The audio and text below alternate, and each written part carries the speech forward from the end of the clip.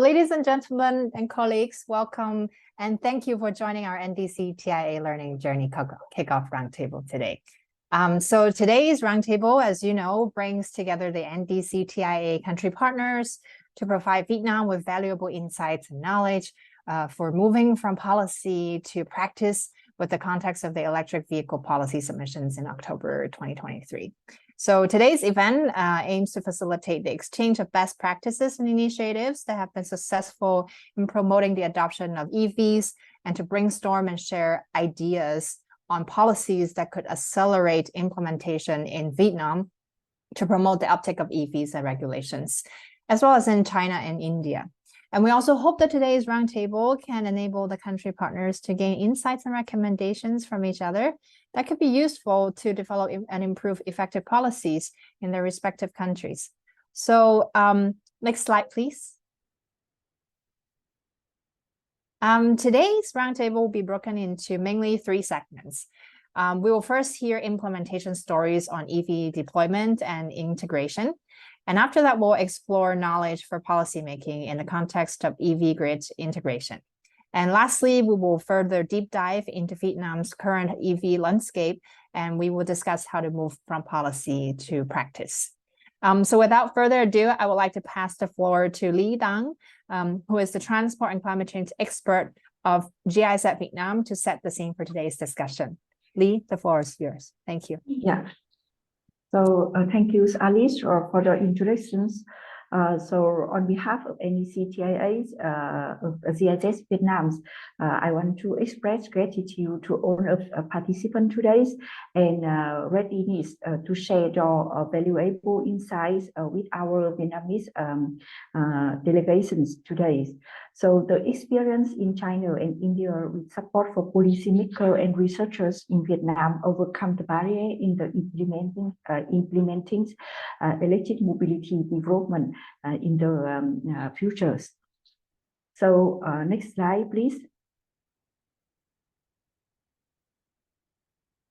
So to quickly introduce about the project components of NDC TIAs, I would like to share use for the NDC Transport Initiative for Asia is a collaborative effort involving multiple partners and is part of the International Climate Initiative operating under the Federal Ministry for Economic Affairs and Climate Action of the German government.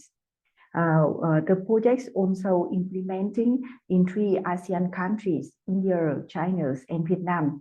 And NDC TIA is focused on supporting the decarbonization of transportation across Asia. The program's goal is to facilitate these transitions by actively engagement in the development of comprehensive decarbonization strategies in these 3 countries, and by mainstreaming transport decarbonization discourse and supporting sharing best practice at the regional and global levels. The program has 7 partners globally: GIZ, WRI, ICCT, ITF, SlowCap, Rank 21, and Agora. The NDC TIA program, which has been working since 2020 in the countries, has been undertaking critical work in mainstreaming the transport decarbonization conversations among the countries and policy makers, and accelerating the development of EV ecosystem as one of the decarbonization pathway. So under the programs, we also work with the several political partner in different countries, like Ministry of Ecology, Environment, National Institutes for Transforming India, and Ministry of Transport in Vietnam. The main support of the programs depending on the country. For example, in China, we support to develop a national transport greenhouse gases emissions and air pollutant double-picking strategies, provide a technical support platform at national and provincial levels, and improve modeling capacity at the province level. In India, we focus on developing the stakeholder platform with the capacity to formulate pathways and decarbonization transport, as well as the technical assistance to improve policy and procurement framework for electric mobility and charging infrastructure. And in Vietnam, we support for the key message to meet the 2050 net zero emission target of Vietnam and serve as an input to the update NDC 2025. In that ways, we focusing on the support developing the policies on accelerate electric mobility, deploy electrifications in master city and fuel economy regulations. The NDC TIA at the regional and at the regional levels, we will share the knowledge through the events, media, and publication to connect the different decision makers and researchers to get involved in the activity forward towards decarbonization in transports. With this event, we expect to have a chance sharing the best activity, best practice and initiative that have been successful in promoting the adoption of EV and to brainstorming the shared idea on policy that could accelerate implementation in Vietnam and promote the uptake of EV and regulation from China and India. So once again, I would wish you all having a very fruitful discussion and sharing your experience to support for Vietnam more complete policies in terms of electric vehicles deployment. Thank you. Thank you very much, Lee, for sharing these insights to kick us off today's discussion. So now, next slide, please. We would like to have an icebreaker activity. We're not having a very big group anyway, so that's really good that we get to know each other. So an icebreaker activity with all of us being ready to participate. So we encourage all of you, if it's possible, please turn on your camera and you're very welcome to be ready to speak with us. So it's going to be very simple. Imagine that we're around a table, literally, you know, a round table. And we'll just go around the table and ask everyone to introduce yourself. So your name, your affiliation and your role in the project if possible, and then also share one story, a very quick one, of the most interesting thing you have seen or experienced during a commute, or a story of the most interesting thing that you have seen or experienced during a peer learning or a study tour. So we can have a minute, you know, around a minute just to do that. And I would like to ask, when you're done, you can nominate the next person to introduce. So I'm not going to, you know, point everyone, so you can just recommend the next one, okay? So Angel, is it possible that we, if anyone, maybe we can change this description to the chat box, and so that we don't share the screen for now, and we have this, all of us maybe on a shared, gallery. That's right. Okay, good. So I'm going to start first. My name is Alice Yu. I'm the Director for Policy Outreach and Strategic Communications at the SLOCAT Partnership. The most interesting thing that I've seen is that actually I have spent, after my studies, I actually spent about 4 years living in Shanghai. So I had a really interesting time trying to understand how public transport networks works, because it's such a big city with a lot of people. And I think the most interesting thing is getting on a very crowded bus every day and spending an hour on the bus from home to the office of SLOCAT back in the day, 10 years ago in Shanghai. And it was very interesting because it was very crowded. But in general, I think people are very nice and polite. So that was my experience. And with that, I would like to pass it to Nicola. Oh, yeah, thanks a lot. Hello, my name is Nicola Medimorek. I'm Director of Data Analysis and Research at SLOCAT. And and actually I'm based in Seoul, South Korea, so also part of the Asian region. And my most interesting story from a commute, I would say, something that I've seen, but like it's more kind of also during my master's. I've also done like doing my master's, also done like in parallel a course in studying literature translation from Korean into German.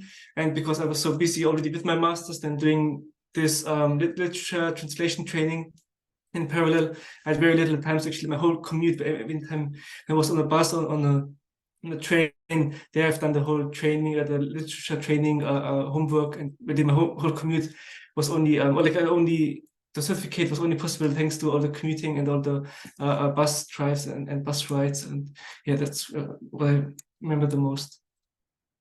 Yeah, thanks a lot. And then I would nominate, like, on my very bottom on my screen I see Bhagia Sri.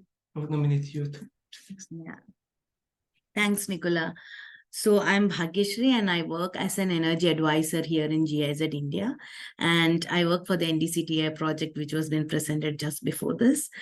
And an interesting thing that I saw was that because once I was sitting in this three-wheeler and then it was then traffic signal and there were like buses and then cars, it's full of traffic. And I saw a cyclist who was trying to cut a road or like cross the road, and then he was going in between the buses and cars, and then it struck to me, in India you should be brave to ride a cycle. And then I cannot do that personally when I saw that, and then that struck me very hard. That's an experience that I had. So by this I give it to Angel. Thank you, Bhagyashree.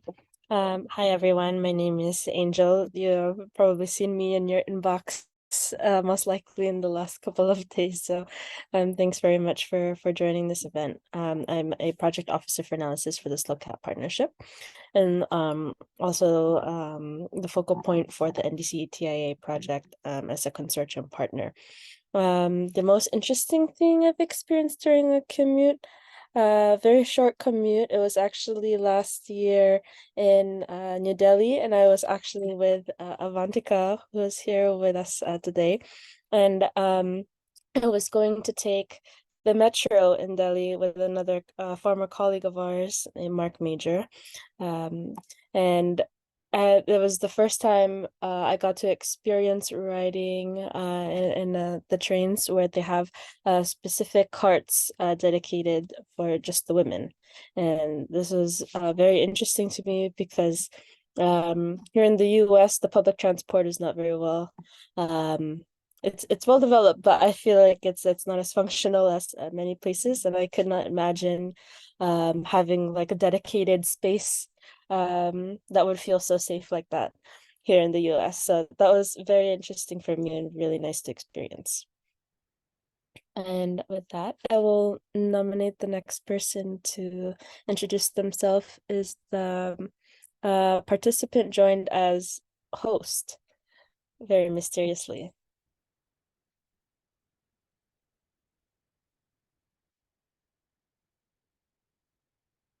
Angel, do you think it would be one of the, is there any technician or perhaps interpreters perhaps joining us then?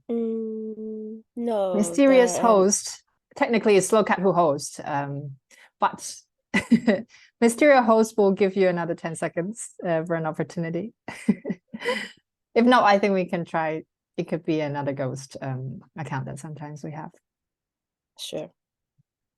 So Perhaps I think I another can name. nominate someone else. I'll go ahead and Annalie. Great, thank you so much. So I'm Annalie. I'm working with GIZ as an advisor on transport and climate change. And I have spent the last 4 years in India with GIZ. And the most interesting thing I have seen in my commute was when you were taking high-level political guests, for example, one of our state secretaries or our foreign minister, Ms. Annalena Baerbock, on the Delhi metro, the sort of attention it created and everything that went with it in organizing those kind of visits. Because some might know that about 6 million people daily use the Delhi metro to commute. So it's always kind of an act in taking political guests. So that was always very interesting.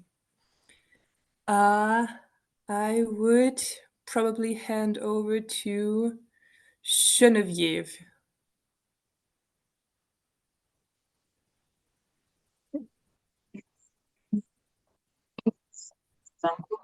I'm a research and data analysis intern at Slokat.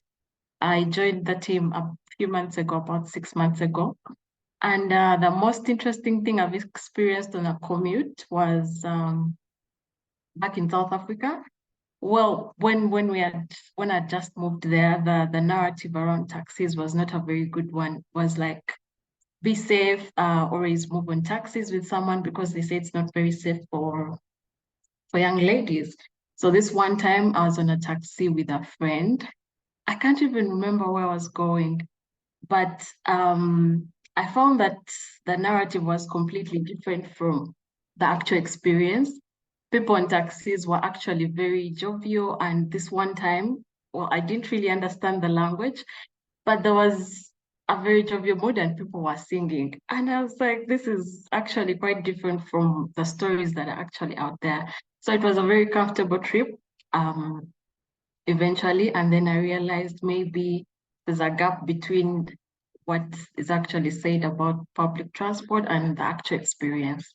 So that's something that I found quite fascinating. Yeah. I think Avantika can go next. Hi, thank you. So I'm Avantika Arjuna, based in New Delhi. I work with ALP, ICLEI South Asia, and I am Assistant Program Coordinator looking at the transport related activities. The most interesting thing about the commute is I spend around 1 hour 15 minutes on one side daily, and in between I take a metro. I change two metros, and then I take this intermediate public transport, which is an auto rickshaw, to reach home. That's around 15-minute distance, morning evening both times. Interesting thing about is that the auto rickshaw driver every day, like, they drive very fast, breaking all the signals, and they do not care if there's another vehicle coming on the road. And most of the times my eyes are closed, I'm a bit worried, but I'm surprised that still nothing happens to me. Like, still they're able to drive and I don't fall down. Yeah, thank you. Now I think I'll nominate Miss Van. Vâng, xin chào các vị đại biểu ạ.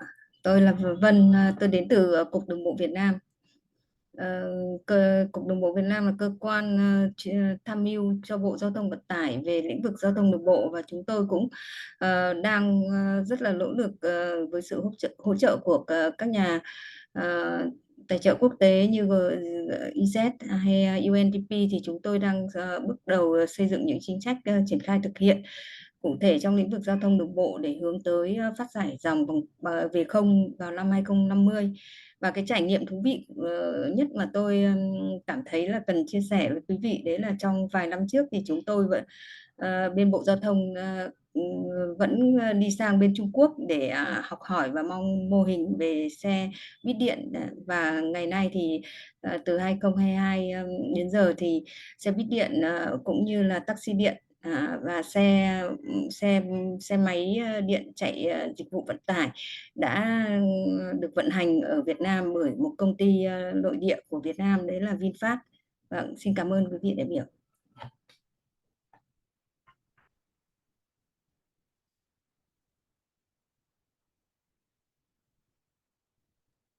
Thank you. And would you like to nominate another Vâng person? Yeah. Vâng, cảm ơn. Xin mời anh Tuấn.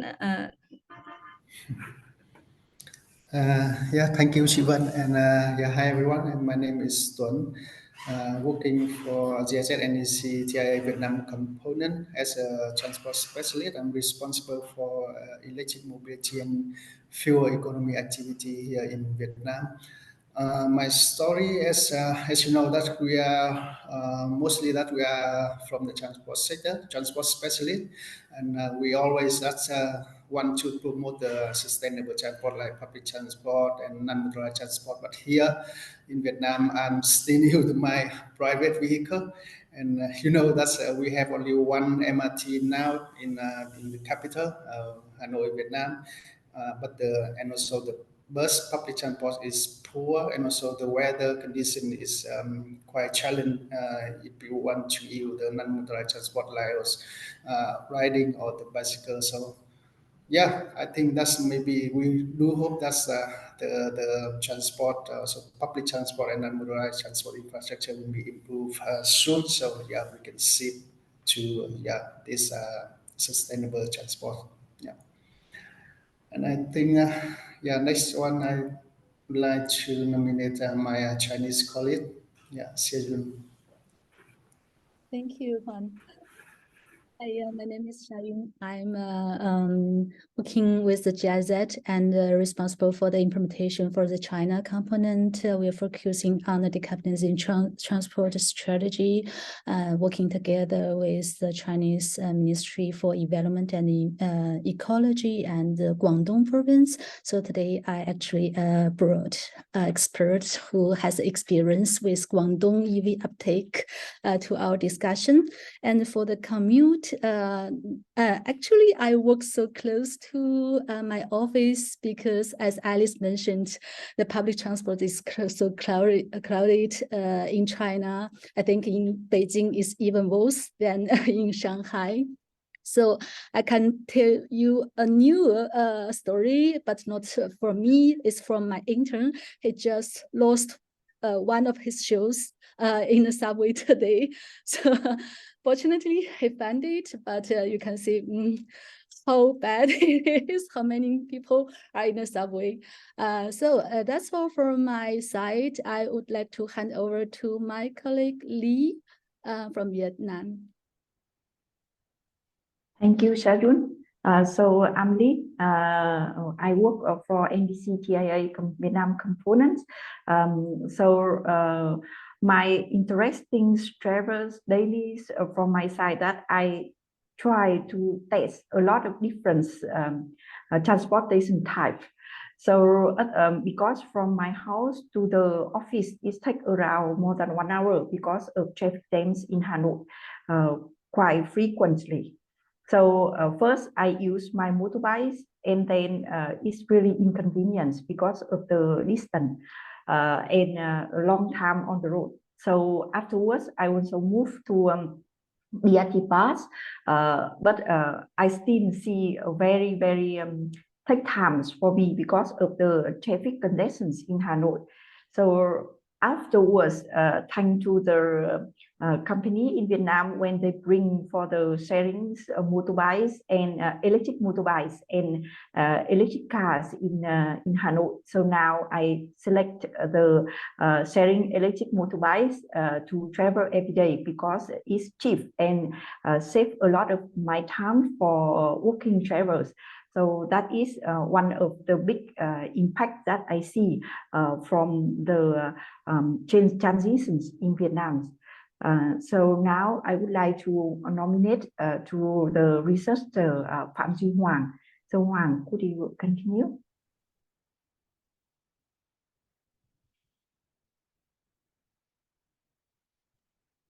Hi everyone. My name is Hoang. I'm working in the University of Transport and Communication as a planner. So I'm very interested on what and how the policy and the measure could be impact and contribute to like the sustainable pathway for the transport sector in Vietnam. Especially, I would like to see and quantify the impact of such policy into promote the public transport and the transport system under like the energy transition scenario or policy in Vietnam. Yeah, thank you so much for everyone. So I would like to move to Mr. Xuân Linh.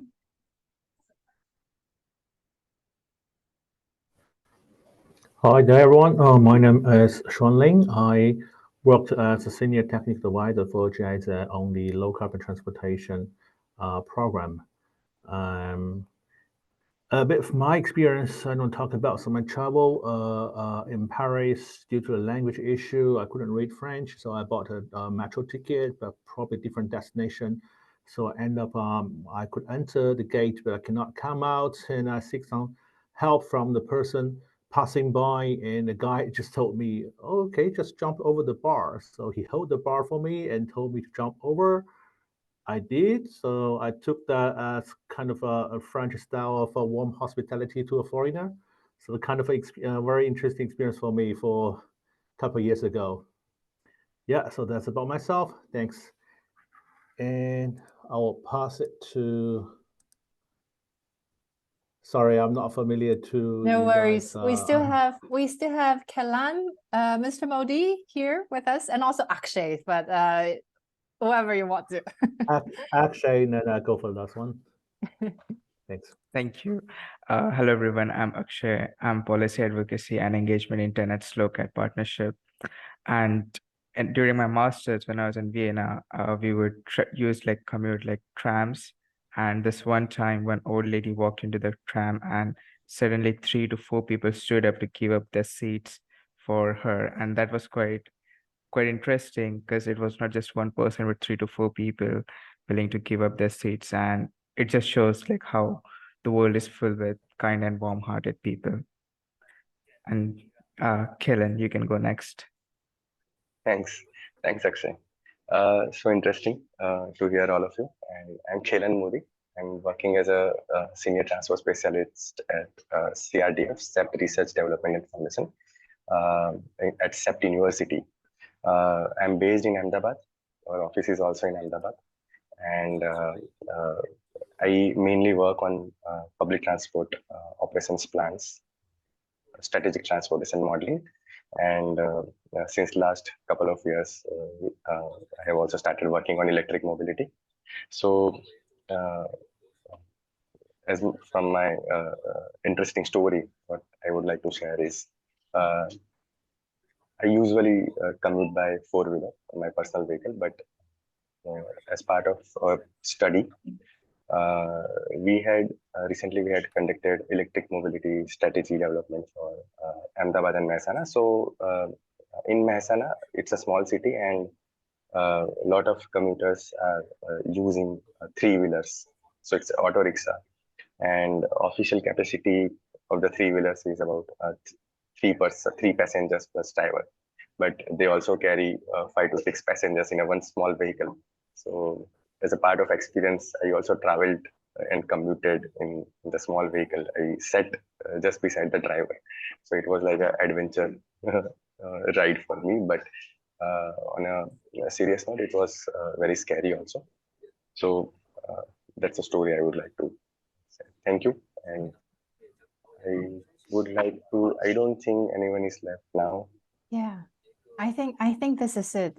We have another colleague, a Slowcat colleague in the background, but he is just supporting. Oh, there you are, Chris. I wasn't sure because I know you're in between a lot of meetings, but thank you. Please introduce, and you'll be the last one. Yes, hi everybody. I just wanted to say hi. I'm Chris Decky. I'm the Director of Global Advocacy and Engagement, and I'm currently here in Abu Dhabi supporting the COP28 presidency. This is really great to see all of you here, and I do have a crazy story of a commute. It was a couple of years ago. I was working in Manila in the Philippines, and I had to rent a car. And it literally took me 6 hours to get from point A to point B to point C, so several destinations. And that memory will never leave me. So great to see you, and glad to be here, at least for a little bit. Thank you so much, Chris. With that really sweet note, I think we're wrapping up the icebreaker activity, but it's also really interesting to hear all these stories, because I think transport and mobility, after all, is all about people and goods. But here today, we're talking a lot about people's story. It almost sounds like we, we should have another workshop, talking about how to improve public transport systems as well. But now let's get into the first segment, and maybe Angel, if you could share the screen again. Thank you. And we'll be hearing implementation stories now from our colleagues. I would like to first pass the floor to Xianling again, a senior technical advisor from GIZ China, who will present China's experience on grid integration and parking for EVs in cities. Right, thank you. So I'm going to share my own PowerPoint, if that's right. Sure.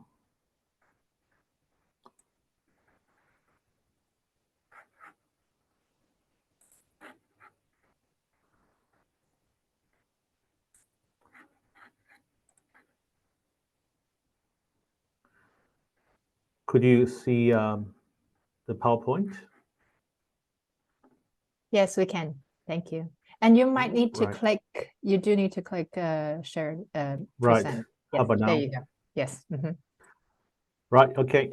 So hi everyone, and good afternoon from China. I'd like to give an introduction on one of the pilot study that is setting a temporal loading zone for new energy-free vehicles in one of Chinese city called Foshan. I'm actually giving this presentation on behalf of the NICTP, the Nanjing Institute City Transport Planning, due to the language issue, and I was the program manager for this project. Well, first, a bit of background on this pilot study. Why we do this pilot study? You know, when we are talking, when we're talking about to electrify the freight fleet or trucks, and at the early stage, of course, to subsidize, to incentivize the production and purchasing of the vehicles will be essential. But when you go to the later stage, when you have plenty of the vehicles on road, and then to create a better road accessibility or other environment to encourage the use of the vehicle, because in the end you have to make sure they're running on the road to replace those conventional vehicles. So that could be the important thing. And this is where this pilot coming from. This pilot project was under a program called CLCT, that is Sino-German Cooperation on Low Carbon Transport. It's a bilateral cooperation program between the previous German BMU and Chinese Ministry of Transport to fulfill some of the requirements. One, as the ministry's demands to create a better and friendly road accessibility. And secondly, and from those operators, local fleet operators, to optimize the road environment to increase the green freight efficiency. Yeah.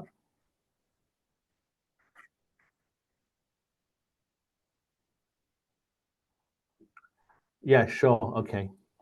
And thirdly, it is actually we are trying to introduce a concept of SULP within SUMP, which is Sustainable Urban Logistic Planning, or Sustainable Urban Mobility Planning into China. So with the purpose, we have set up this pilot. And then what kind of objectives being set, or what method we have applied to this study. That is, first, we develop a methodology, a scientific planning methodology on how to decide, like, if we need to set up a temporary parking zone for a specific area, and how to set up and how to manage, and then to apply this method into some piloting area to kind of testify and optimize the study outcome, and followed by some summary and suggestions to the administration, authorities, and public. And first, we actually, from this project, we have done a desk review to get some experience, to learn from the domestic cities and international cities in terms of how they set up kind of a dedicated loading zone for their freight fleet. From international wide, actually, we haven't found any of them that is, they design this or they design this parking freight parking planning for new energy or electric freight vehicle only. Actually, this study was the first one in the world, I have to dare to say, for this study. So but we can still take some reference from the international parking slot planning and management, sort of say. And from domestically, there are several cities in China have already got some planning planned the parking slot, a loading bay for those freight vehicles. Why is that? It's because actually for China right now, it is not only just uptake of our electric fleet in terms of the urban freight. It is already by the year 2022, we have 900,000 electric trucks on road.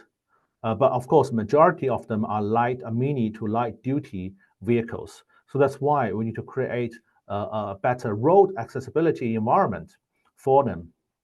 But from what has done before, those planned parking area, they're more or less like kind of coming out by tapping the head. There was no scientific and rational design or planning for that.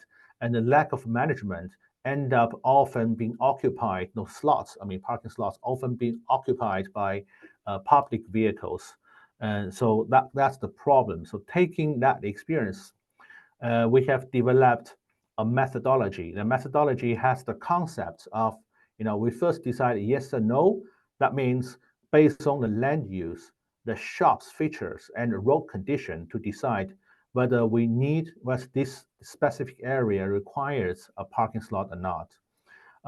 In a very nutshell, this yes and no is like, first, if there's any demand in a certain period, in a certain area, and then if that demand can be self-digested based on the current facility, say if it's a mixed area with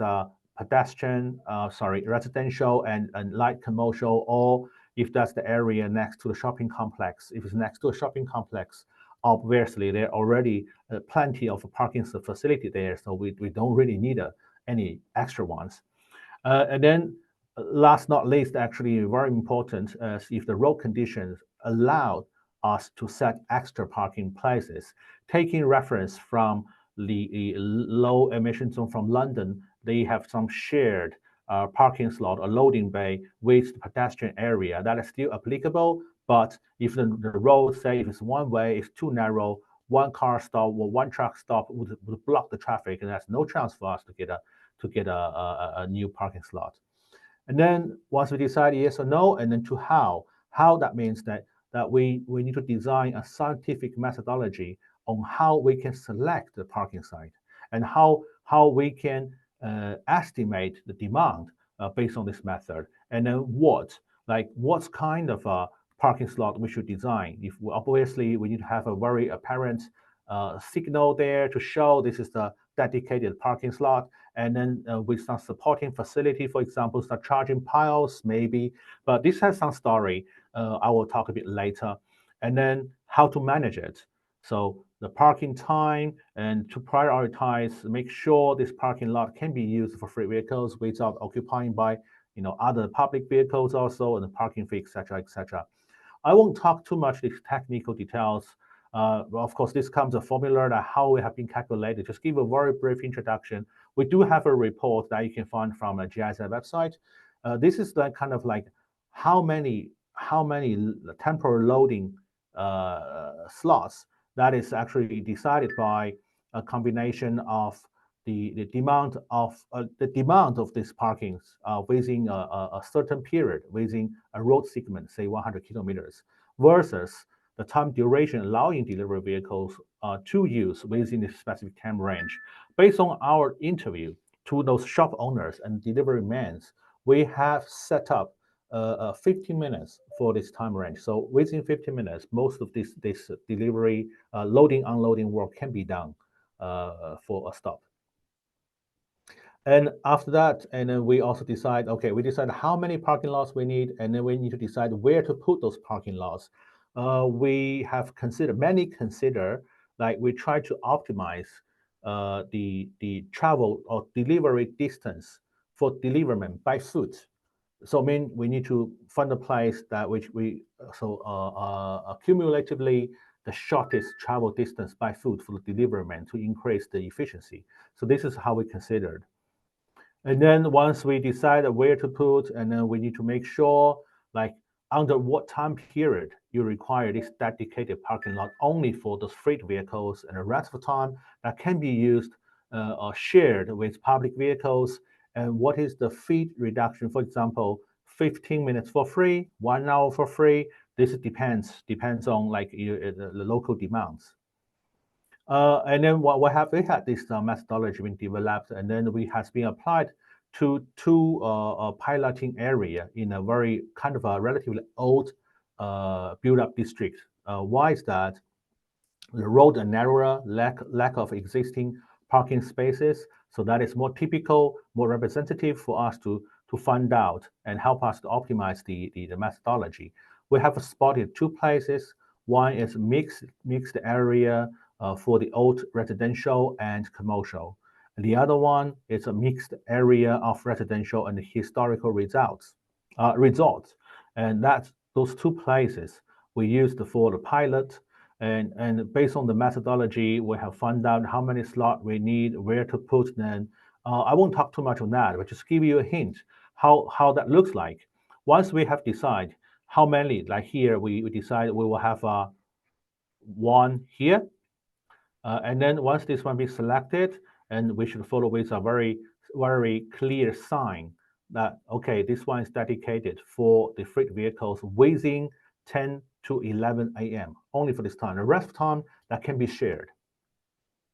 And of course, that's that one. The pilot areas being tested for 3 months, come out with some good and bad effects and outcome feedbacks. We have considered based on the carbon reduction effects and social economic benefits, and also some lessons learned. I won't read out all of them because due to the time issue. I'll just give you a very quick example of the lessons learned. Like, we first thought it would be good if we set up a charging pile next to the parking slot. So within the 15 minutes, delivery man can charge their vehicles during their delivering work. And then in the end, we found out actually these charging piles are barely used by the driver because they think they're too busy to do the work. And then the other main reason is currently those light duty freight vehicles, say with the weight lower than 4.5 tons, their travel range is around 280 kilometers to 300 kilometers per charge in China. So that is already good enough for them to do the work within a day. So they don't really need to top up their battery for that time. So that's some good experience, like a good lessons learned from our implementation, and that can be help us to optimize our method and management plan. And of course, this is only a very, very quick nutshell about what we have done, the logic behind. For more detailed results and contents that can be found into this report that is again in the GIZ website. Also some suggestions to the authorities.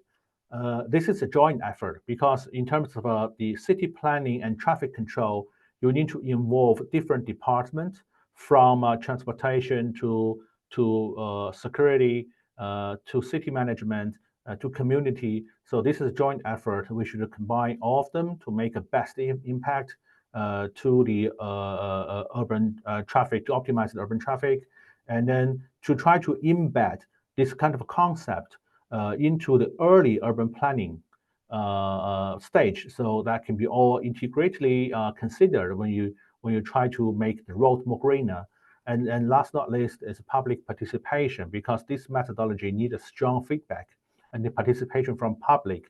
We need to collect their demand from local shop owners or local residents, and also we need the feedback. And it'll be great if they know what's happening, then they have better willingness to join and to participate. So this is also important. Yeah, very quick due to time. I only have 10 minutes, and that should be it. End of my presentation and ready for questions. Thank you. Thank you very much, Xuan, for this very informative introduction. Please note that we do have a Q&A after the next presentation. So if you have any questions for Xuan, please share in the chat box already, or we can just directly talk about that in the Q&A later. So now we would like to pass. Just a very quick shout out, because I will have another appointment at 4 p.m. here. So another 10 minutes or so. If you have any question, do leave in the chat box and I can answer within 10 minutes. Thanks. Thank you, Xuan. And now we will pass the floor to Mr. Kalan Modi, who is the senior transport specialist from the CEFT University. He will be presenting about electrification of intermediate public transport in Mehsana, India. Thank you. Thanks, Lee. I hope this is visible. It is fine, but we also can see, I think we're seeing the back end. Yeah, so perhaps it's, yeah, there you go. Yeah. Thank you. Thanks. Yeah, thanks. So thanks, Lee. And I'm going to share one of our experience on developing a strategy for electrification of intermediate public transport system in smaller city, which is Mehsana, which is about 90 kilometers from city of Ahmedabad. It's a small city in state of Gujarat in India. And Mehsana is about 0.25 to 0.3 million city, which is very small and size.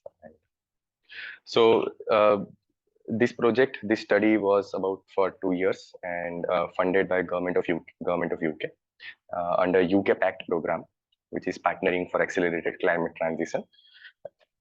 So as far as what we understood, and our observation is also says the same thing, like there are enough efforts have been taken at government of India level and also at the state level for formulating the policies and the schemes.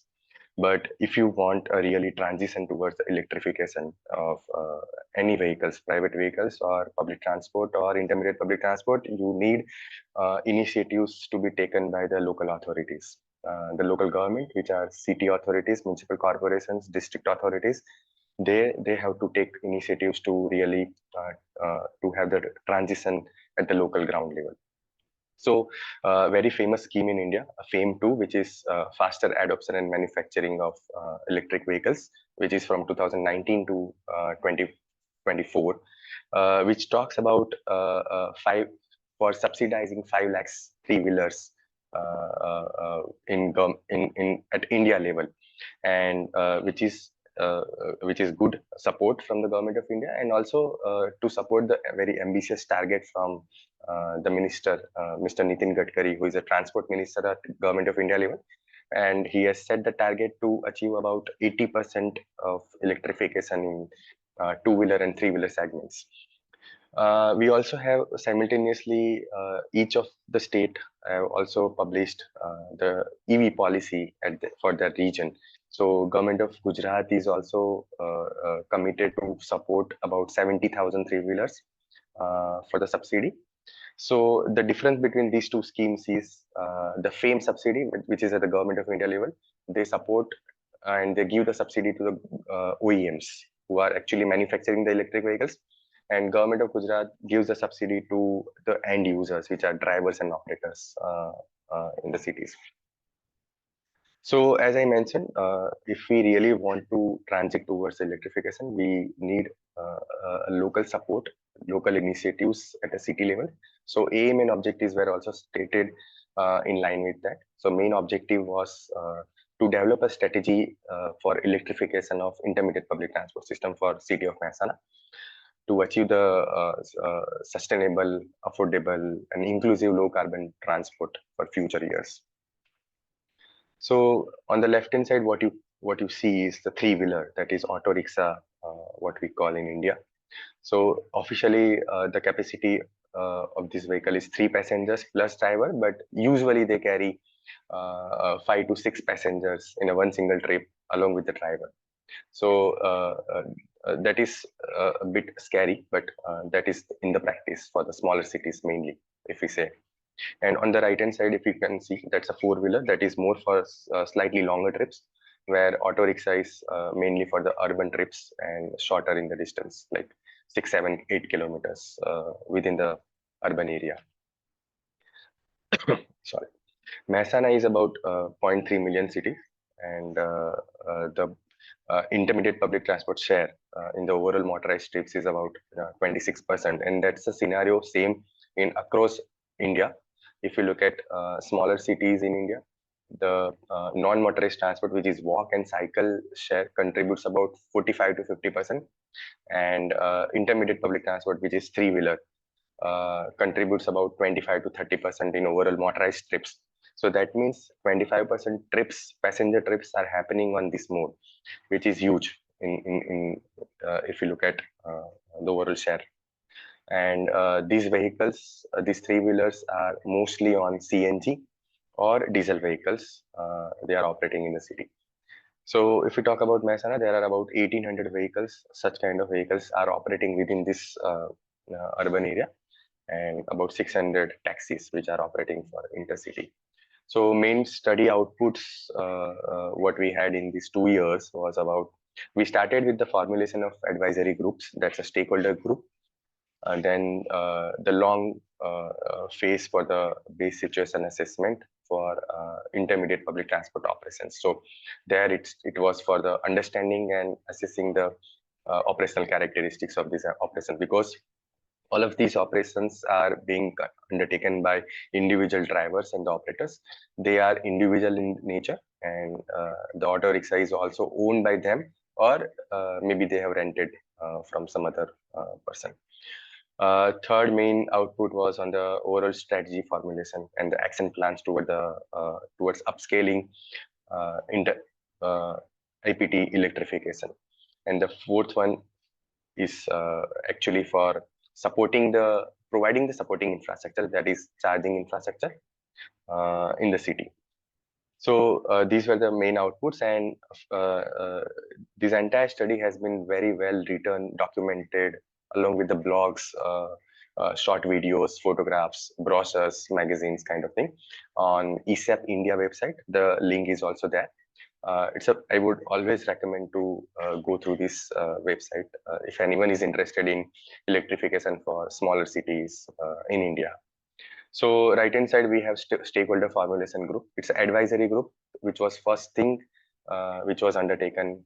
So it was a group which was chaired by district magistrate and the collectorate of the city. Then traffic police, RTO, regional transport officer, vehicle manufacturers, financing institutions like banks, auto rickshaw associations they have in the city, and also the IPT drivers and operators, representatives from this segment.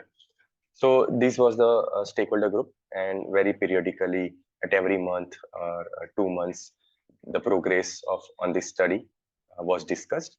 Inputs were taken from them.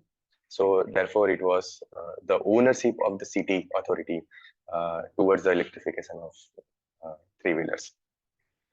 Very extensive surveys were conducted, because this is highly informal sector.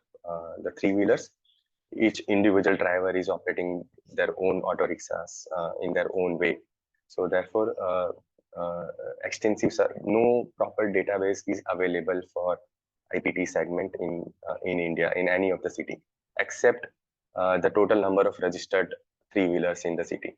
And that is also at the district level. It is also difficult to understand that how many vehicles are operating at the city level.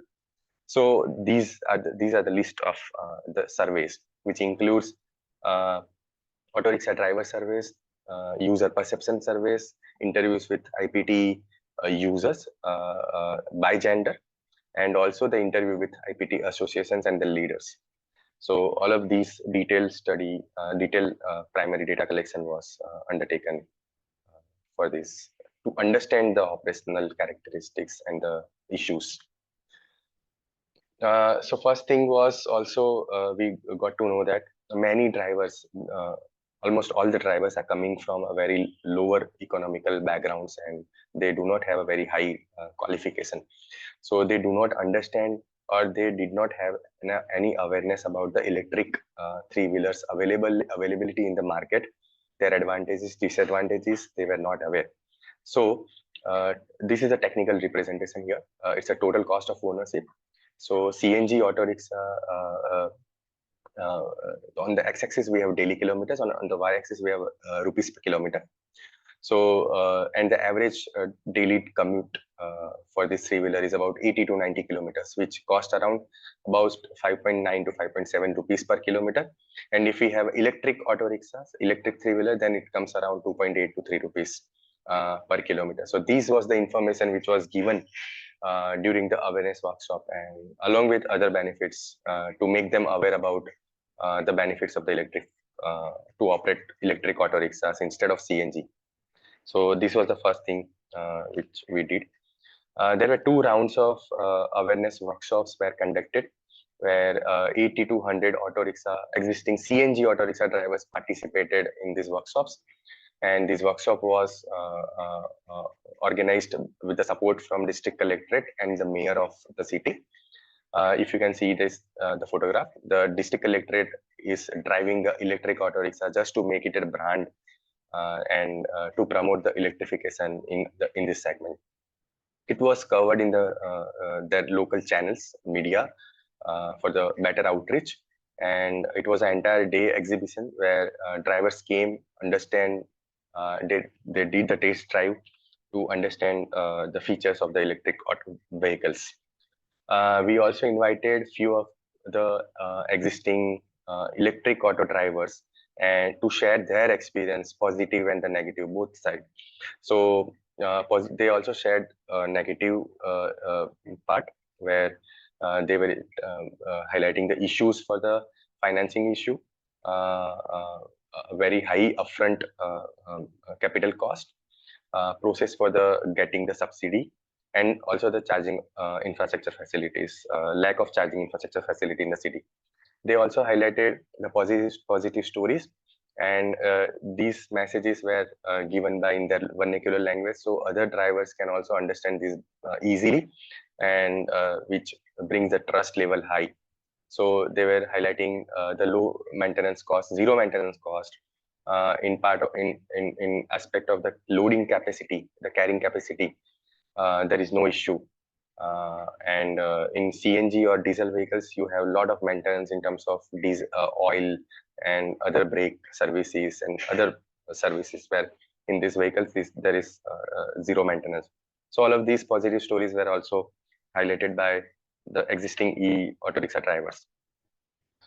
So as they mentioned about the negative points, that higher capital cost, there is a lack in providing the subsidy to the drivers, which creates a high capital cost, because 50,000 rupees the end users get after 6 or 7 months, and those amount they have to invest upfront while they are purchasing the auto rickshaws. Opportunity charging is the main issue, because on an average they travel about 80 to 100 kilometers, which is good enough from the one single charge, but sometimes they might go beyond 100 kilometers, so then it's a problem for them. So city authority also give the promise to invest into opportunity charging locations where auto rickshaw drivers can charge their auto rickshaws, and they can commute for 150 kilometers also. Banks were also invited, because these drivers got the loan from the private agencies, private OEMs, where they were getting loan at a very high rate, about 24-25% interest rate, where banks also recognize this issue as overall, and they also gave the promise to introduce the providing the loan at a very lower rate, which is generally they give for the ICE vehicles. So all of these issues were highlighted, and by the and authorities also understood these kind of issues, and they took the initiative towards to really upscale the electrification in the city. So these are the main issues. Long duration of the for the releasing government of Gujarat subsidy, which I highlighted in my initial slide. Range anxiety, they need opportunity charging facilities. They cannot go back home to charge the vehicle during the daytime. Access to finance from the public sector banks. So banks also agreed to provide the loan at a very lower interest rate, and exchange scheme for the old vehicles. So OEMs also agreed that yes, we have to provide some kind of lucrative schemes where these existing IC vehicles comes and we can give them the exchange offer from IC vehicle to electric vehicle. So they also agreed to, and all of these are currently being planned, that how to address these issues. This is really an impact after 2 workshops. This is a sale of electric 3-wheelers in the district of Mehsana. We organized 2 rounds of electric workshop, awareness workshop, and after that it really picked up, and total of about 100 plus vehicles got sold out by the end of 2022. So this was the impact of the study. Recently, we have also developed a proposal for the developing charging infrastructure facilities at few of the locations where most of the auto rickshaw drivers are waiting for the passengers. And this proposal also consists of about locations identification, who will fund, how it will get funded, and who will operate these charging facilities, because as existing association does not have that capacity to invest or manage such kind of charging infrastructure facilities. So municipalities, district authorities, all of they are involved in developing this kind of facilities, and mostly this the fund will come from the CSR, the corporate social responsibilities. So this is how the journey of our this study research project from UK Pact for the electrification of 3-wheelers. One of my mentors, Shalini Sinha, she is a center head. She is supposed to present this, but she is not well. So instead of her, I had presented this topic, and I would recommend to visit ESAP India. That website has a detailed description about entire reports, blogs, videos, photographs, everything. Thank you so much. Thank you very much, Kalan, for this very extensive introduction. It's really interesting to see all the things that are happening. So there are already some discussion in the chat, and because Xuanling has already left, as indicated. But if for those who may not see in the chat box, I'm going to quickly read a very quick question from Genevieve to Xuanling about his research. So we're not going to have this Q&A session, and I'm going to read from it first. So from Genevieve, she asked to Xuanling, apart from charging infrastructure, is there any other differences between the parking requirements for EVs and ICE vehicles? And so Xuanling responded and said that some city waives or reduce parking fees for EVs. But for new energy logistics vehicles, only new energy vehicles can park on this temporary loading zone. So to encourage the new energy vehicles on road in the central areas. And there are some places that also created low emission zones to only allow new energy logistics vehicles to enter this area. So thank you very much for this interaction. And I also see that there are some questions and comments already from the audience. And so from Bhagyasri, I believe your question is to Kalan, if that's correct? Yes. Would you like to even to say it? Maybe you can ask the question and we can go from there. Yeah.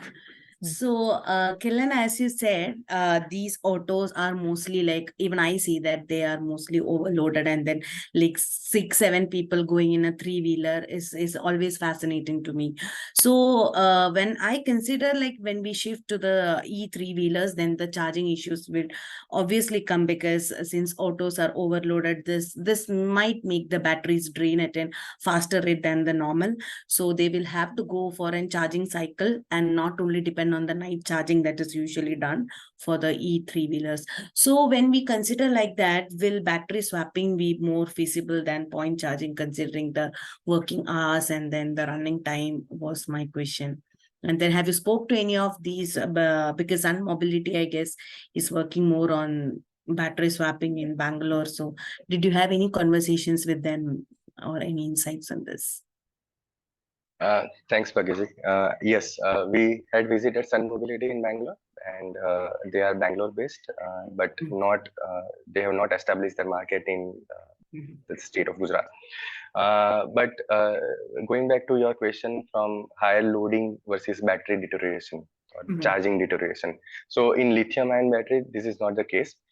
Even though they carry 7 to 8 passengers in a one single trip, there is no case what we found, and even OEMs are also quoting the same thing, that this case was more was in the lead acid batteries, but in lithium ion batteries this case is not there.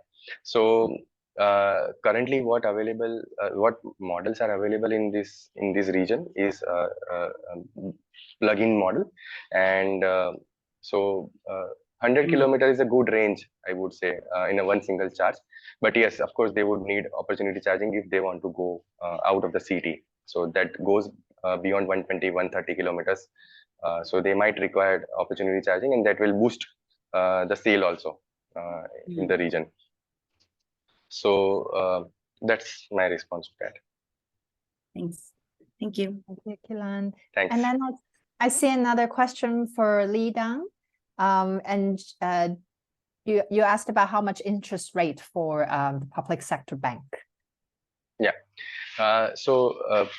Actually, public sector banks were not giving the loans to electric three-wheelers because of many issues. Because these three-wheeler drivers are basically banks were also not clear about the future of these three-wheelers, electric three-wheelers. So drivers used to go to the OEMs or non-banking financing sectors.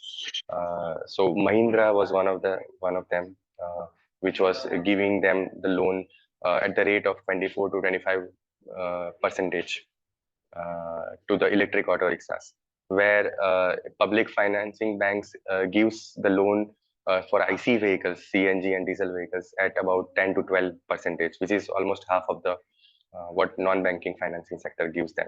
So that creates and that increases the operational cost to the electric vehicle drivers, and that was also one of the major concerns, that ultimately it is going to be the same cost as ICE, so why should they go for electric vehicles? But with these exercise, public banking sectors also we loop in to the stakeholder group, and they realize that there is an opportunity of the business, and they agreed to give the loan for electric auto rickshaws, at least in this region. So that was our experience. So, and that was really dropped down the total cost of ownership from the operator's point of view, driver's point of view. Thank you, Kilan. And then Akshay, you also have another question? Yeah, more like a comment or remark with my interaction with professors. So I was just wondering, like, if you're talking about a small city and then we are trying to have a lot of autos over there, and usually these auto trips are during the daytime, so the charging will have to be during the nighttime. And I was just curious, like, from charging point of view, this could impact usual load curve that the city would have, which is like high loads during the daytime and then low loads during the nighttime. And then I was curious how that would affect the load curve. And I mean, I see it as an opportunity that the load curve would be, if it's flat, it's better, but it would be shifting away from the traditional load curve that we usually had. So just was curious of your comments on that, if you have any. Yeah, thanks, Akshay. Actually, this load curve, the energy consumption during the day, we had conducted this study also for on the same study, but more for in the aspect of public transport in Ahmedabad, because buses are having about 180 to 200 kilowatt hour batteries, where auto rickshaws are having about 7 to 8 kilowatt hour batteries. So one auto rickshaw requires only about 7 to 8 kilowatt hour units for one single charge, and if they need opportunity charging, it may go up to 10 to 11 kilowatt hours per vehicle in a day. And most of the auto rickshaw drivers, they charge their vehicles during the night, so there won't be any capacity issue. But few of them would require opportunity charging during the daytime, and they prefer to charge their vehicles during the off-peak time. That's a midday, from about 12 in the noon or 1 p.m. in the afternoon to 4 p.m. in the afternoon. So therefore, whatever strategy we are conducting, whatever proposal we are giving for developing the opportunity charging facilities for these drivers is also will be open only from 12 in the noon to 5 p.m. in the evening. Right, because we also look from the perspective that if we reduce down the operating hours for the charging facilities, then it will also reduce down the cost for the charging unit. And if you ask me frankly, like the morning peak hours and evening peak hours are very fixed in smaller cities also. Like the peak in the smaller city starts from 8:30 a.m. to about 10:30, 11 a.m. and evening it starts from 5 p.m. to about 7:30 p.m. So that's a very unique pattern in most of the smaller cities. And drivers also prefer to charge their vehicles in off-peak time. That's a midday from 1 p.m. to about 4 p.m., 4:30 p.m. So that's how we can manage the load also. And frankly speaking, auto rickshaw is 7-8 units per charge, not more than 10 to 11 kilowatt hours in a day per vehicle. Should not be an issue for.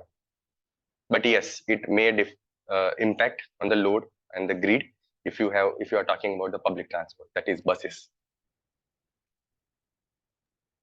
Thanks.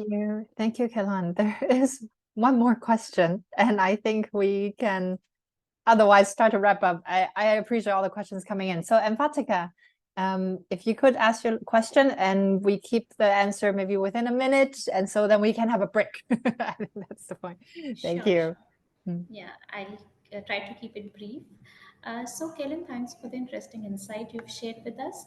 As far as I understand, Mehsana being a small town and the drivers it would have been a difficult task for you to convince them to shift towards electric autos. But was there any concern related to maintenance? Because, since they've been already driving these conventional vehicles for so long, but there certainly would have been some apprehensions for them related to maintenance of vehicles. So how were those concerns dealt with? It was also one of the concerns from the drivers during the workshop we received. And so IC vehicles, CNG and the diesel vehicles have a lot of maintenance, regular maintenance issues. They have to change the oil, which cost about 200 rupees, and they have to change it at every 200 kilometers, something like that. And they also have to regularly go out for the services, which cost about them 700, 800 rupees. So entire analysis was conducted after having 300 samples, driver samples, which tells us that if you have 6 rupees per kilometer is a TCO, then what is the breakup of that 6 rupees? How much rupees goes into the CNG gas? How much rupees goes into the oiling part? How much rupees goes into the regular maintenance part? So how much rupees goes into the EMIs? So detailed study has that all of breakup. So it is more tedious to manage or maintain the IC vehicles than the electric, because in electric vehicles, there is no maintenance. It's a zero maintenance kind of thing. And even the existing electric auto rickshaw drivers, they have committed that, and they were operating this since last 1 year, 1.5 years, and they did not have any maintenance in this time period, even in Mehsana also, for the same model, plug-in model. So they conveyed this message to the other ICUs, the other ICE drivers during these workshops only. So that's how the maintenance part is not an issue. Even it can carry 6-7 passengers at the same time. So no issues for maintenance in electric segment. Thank you, Kelan. Thank you, Emphatica. So a very last question from Bhagyashree, and then yes. Yeah, so my question would be, was there any training conducted for the EV mechanics as such? Because I believe that there are a lot of parts, and then when you compare it with an EV, it would be like 3 or 4 parts. And then was there any sort of EV mechanics training that you conducted so that this shift becomes more feasible? Or As far as the company gives the warranty for about 1 year, and there is no mechanic parts in this electric auto rickshaw, so no maintenance. So we did not actually undergo the mechanic training, but there is no mechanical part, so there is no need to do or we need to worry about that part. But only some minor wiring issues may happen sometimes because the connection between battery and the motor and all of that. So they can directly go to the company. They can easily fix it up. There is no cost for that. So there is no need for any training for the mechanics point of view. And even sometimes drivers also fix that issue because it is just a connection between motor and the battery. So this segment, they repair their own auto rickshaw. So this is very small thing for them. That's a practice in market in this region. Thank you. Thank you, Kalan. I think this is really good to see all the interactions and the questions going. So right now, because it's a very long event, so we're going to take a break. I think we can go for maybe a 10, somewhere around, we can come back at 4:25, if that's okay with you guys. So like a 8-minute break. And then we come back at 4:25 for the next segment. Okay. So we can feel free to turn off your camera, get a water break, and we'll see you soon. Thank you.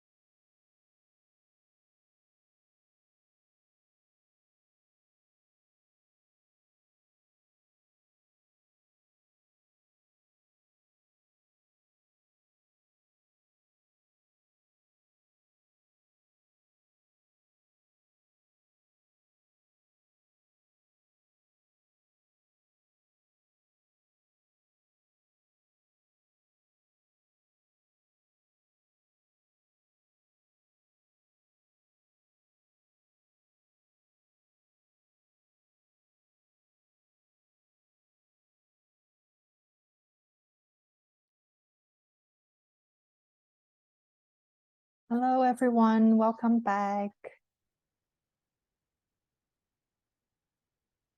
I'd like to call on everyone to please join us back for the roundtable.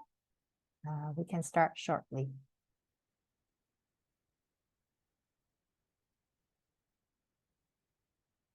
And when you're ready, Angel, perhaps we can share the screen again, because we will now be listening to a video presentation very soon.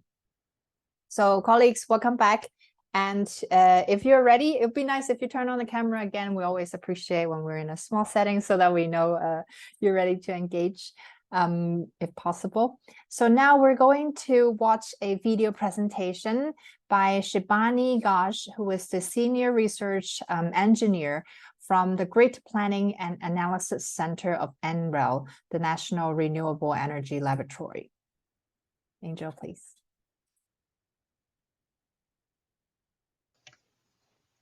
Hello everyone, thank you for joining here today. I'm Shibani Ghosh. I'm a Senior Research Engineer at NREL. Today I'll talk about grid impacts of vehicle electrification as part of a technical support project for Vietnam.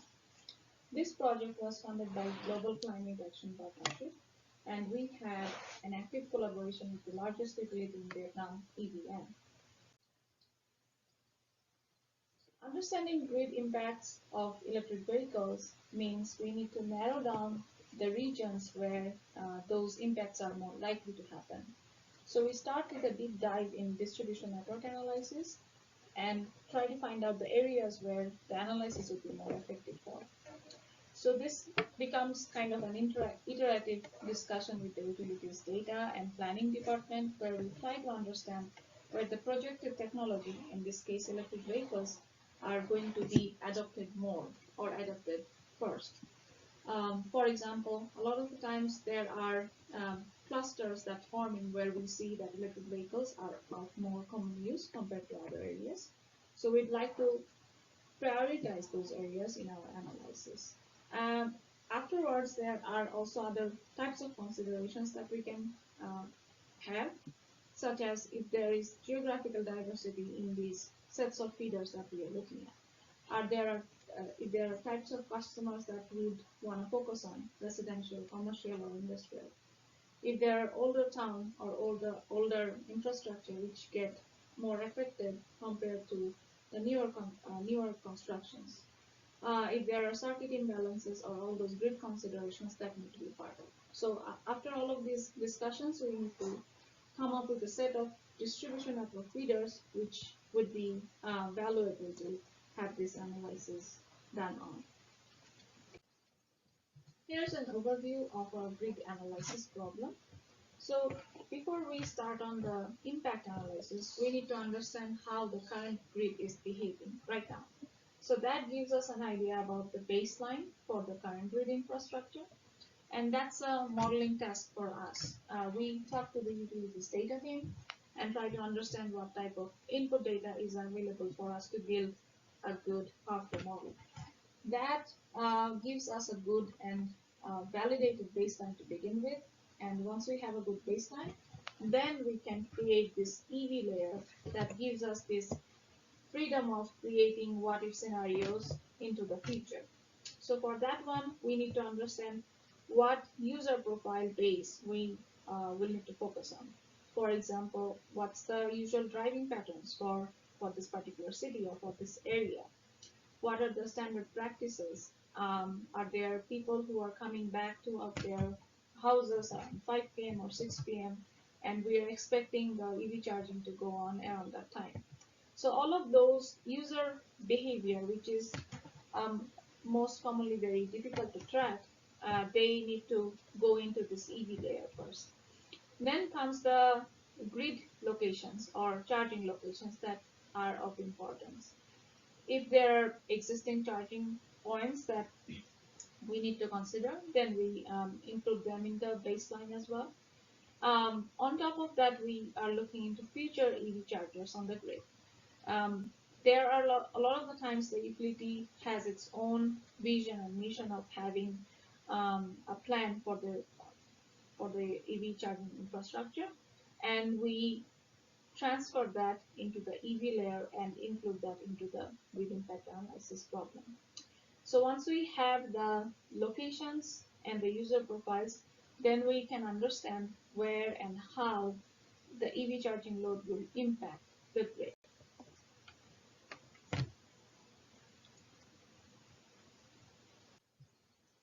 We utilize a lot of open source software developed in NRA to perform this kind of technical analysis.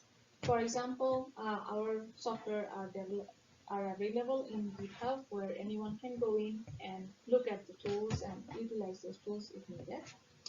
And we try to include key technical metrics such as voltage analysis and line loading or transformer loading analysis, which gives us a good valuable insight into the grid impact problem and how those impacts move as we go from no EVs to a lot of EVs in a given area.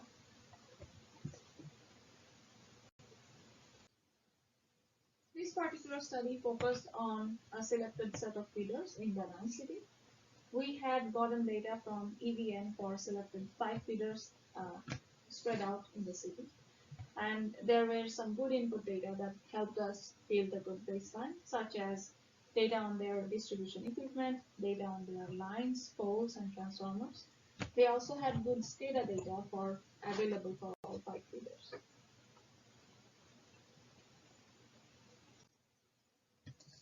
So here are some key insights that we can expect out of a feeder level EV impact analysis. The first thing is data accuracy is really important for this study, at least for the baseline model development, because model reliability is dependent on the data quality. The conditioning of input data can be a major task if there are data holes or data inconsistencies, and then it becomes a modeling task for us that we collaborate with the utilities data department and understand what type of inconsistencies are there and how we can make assumptions to go around those inconsistencies. The outcomes that we are expecting out of this modeling effort is again, the first point is what kind of grid impacts we're talking about when we are looking at certain EV projection or EV adoption down the line. For example, if there are 30% EVs 10 years from now, what does it mean for the grid? Are there areas where grid reinforcements will be necessary?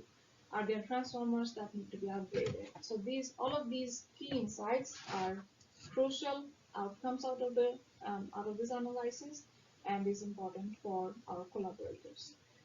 The last piece is all our analysis, we try to keep it replicable, meaning the tools and the processes that we are building are automated. So if we need to do similar kind of analysis for another area, maybe another city or even another set of feeders, we can easily do it as long as we have similar types of inputs or expected data quality for that analysis. So that way we have done similar types of projects in United States and other countries, and we are really building that expertise on top of these experiences.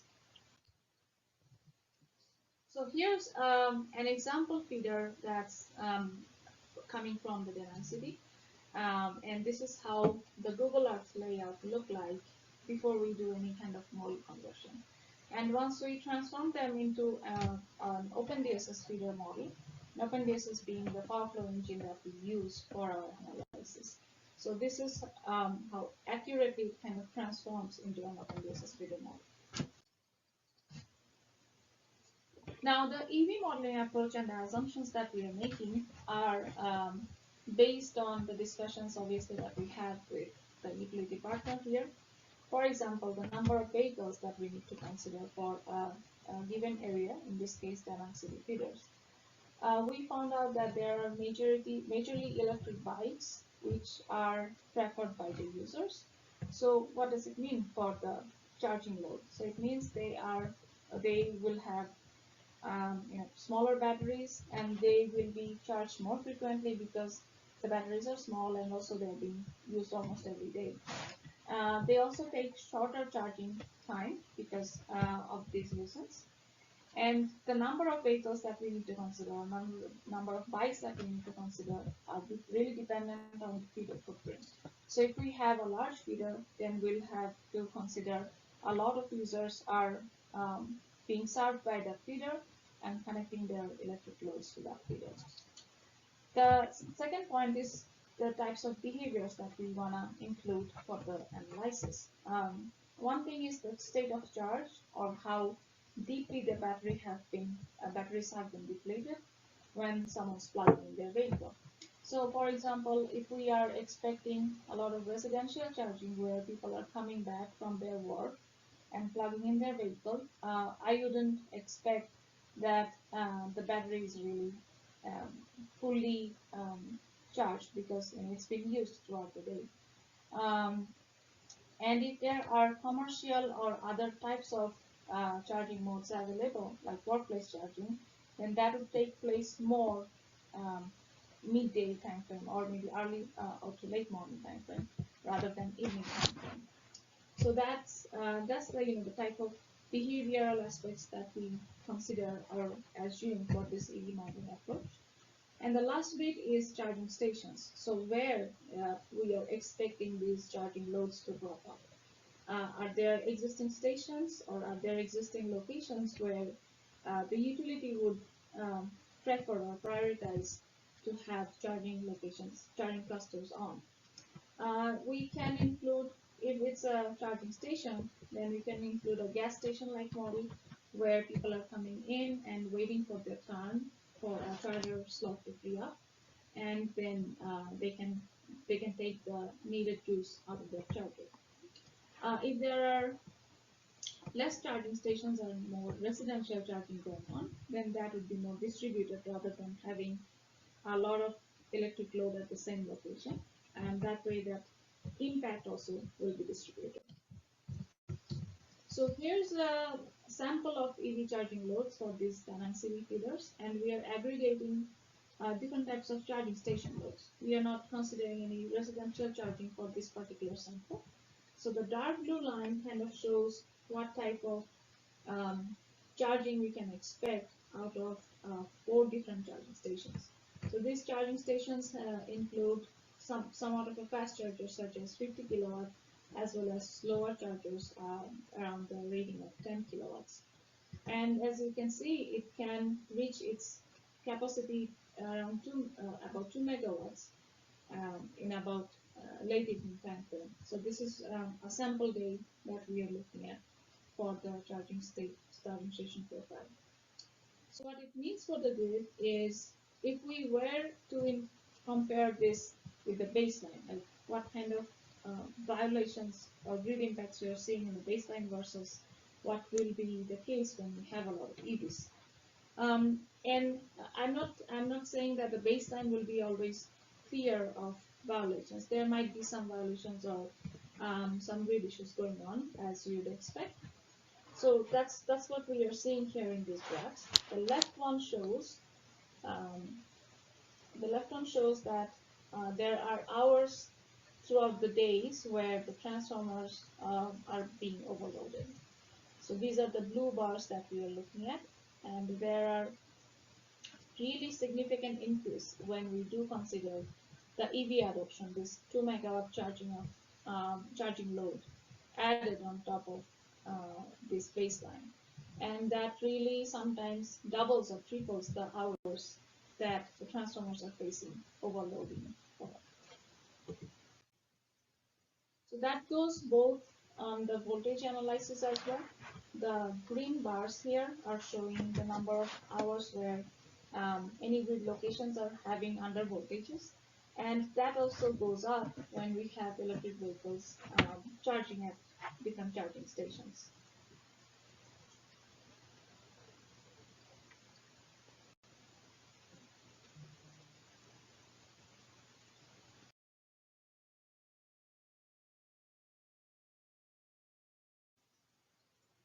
To conclude my talk, I'll just go through some of the key findings out of this technical analysis.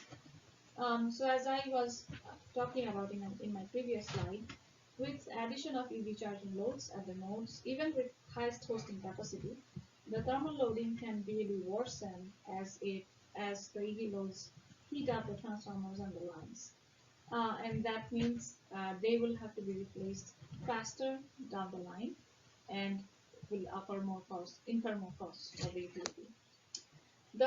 Another thing is, in order to maintain reliable power and to encounter the thermal and voltage violations, the grid have to be upgraded in those locations where the transformers are facing more violations. Then there are other options that could be looked at. For example, voltage management strategies or charging management strategies. Those are somewhat of a future work for this particular study that we hadn't addressed, but it can be addressed for future. And that's all from me for today. Thank you all for joining, and I look forward to some questions if there are any. Thank you.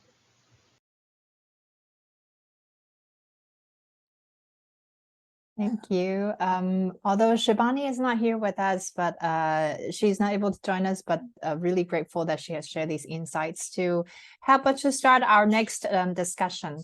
So we're actually going to have an open floor discussion right now with everyone around the table. And I would like to pass the floor to my colleague, Nicola Midimoric, who is the SLOCAT Director for Data Analysis and Research. And he will introduce the questions and moderate our discussion. Nicola. Yeah, thanks a lot for the introduction. Yeah, if you can briefly see the next slide, Angel, that would be great. Hello, everyone. Thank you for joining. Oh, I mean, so far, yeah, here now you can see kind of the key questions. So briefly to set up our discussion. I mean, so far we heard about 3 different pilot projects, each from the 3 NDC TIA countries. And now in this open floor discussion, we want to hear how these case studies from the other countries relate to your national experience, and also beyond that, what kind of knowledge you see as important for the EV integration in your national context. The main question here is, how do these aspects relate to your national experience? And then there are a couple of supporting additional questions that we have here. The first one related to kind of what do you think are the major differences in your country regarding EVs? So kind of what you heard earlier is kind of how Xuanling from GIZ China mentioned that they had a strong need for public consultations, and also land use policies had to be taken into regard. So it might be different situation in India and Vietnam in this case. And then from the India and Vietnam case, what about the grid issues or the charging situations? So it might be also different in China, for example. So this kind of things. And if you have any recommendations, any lessons learned, or any kind of experiences, or as well other questions, please share it with us. Here also we can talk about the governance structure, or the vehicle fleet structure, or even how the automobile companies are maybe different in your country than compared to the other countries. So that's kind of the topics we are interested to hear in. And then the second question, what you can see here are the low-hanging fruits. So again, pointing towards which transport modes you see as the most useful, or which should electrify first in your opinion. In China, for example, already 2-wheelers are electrified and other modes are following. How is the situation in India, and how is the situation in Vietnam, for example? I think that's something we want to share here and discuss further.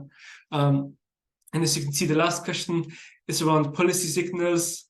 So which policy signals do you see as the most valuable in your opinion? And the policy signals could be kind of a ban of ICE vehicles, so a ban of sales for gasoline and diesel cars, as many countries are already implementing or want to implement soon, and such similar aspects that can be seen as policy signals, like EV charging infrastructure investments, or shift targets, or other climate targets, for example, as well. So yeah, I would open the floor to kind of maybe first to Vietnam, because we didn't yet hear so much from Vietnamese delegation. Maybe they can pick up any of these questions that they want to answer and share their national experience.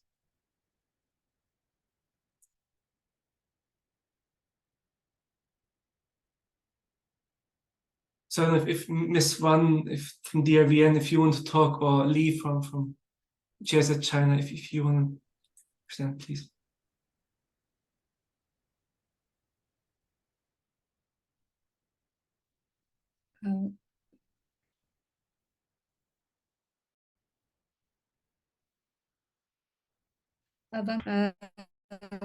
Xin cảm ơn các diễn giả đã có những bài trình bày rất hay.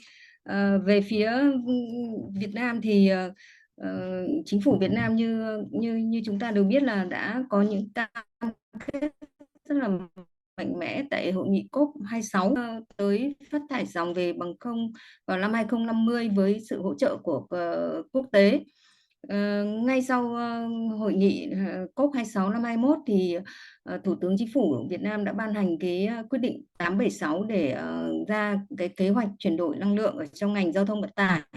Trong đấy đã đặt ra những cái mục tiêu rất là lớn cho ngành giao thông vận tải đường bộ cũng như các ngành giao thông khác. Thế liên quan đến cái giao thông đường bộ thì chúng tôi mục tiêu là sẽ đạt điện khí hóa vào năm 2050, nghĩa là hầu hết các phương tiện sẽ chuyển về thành phương tiện xe điện và hướng đến các cái năng lượng xanh, ít phát thải.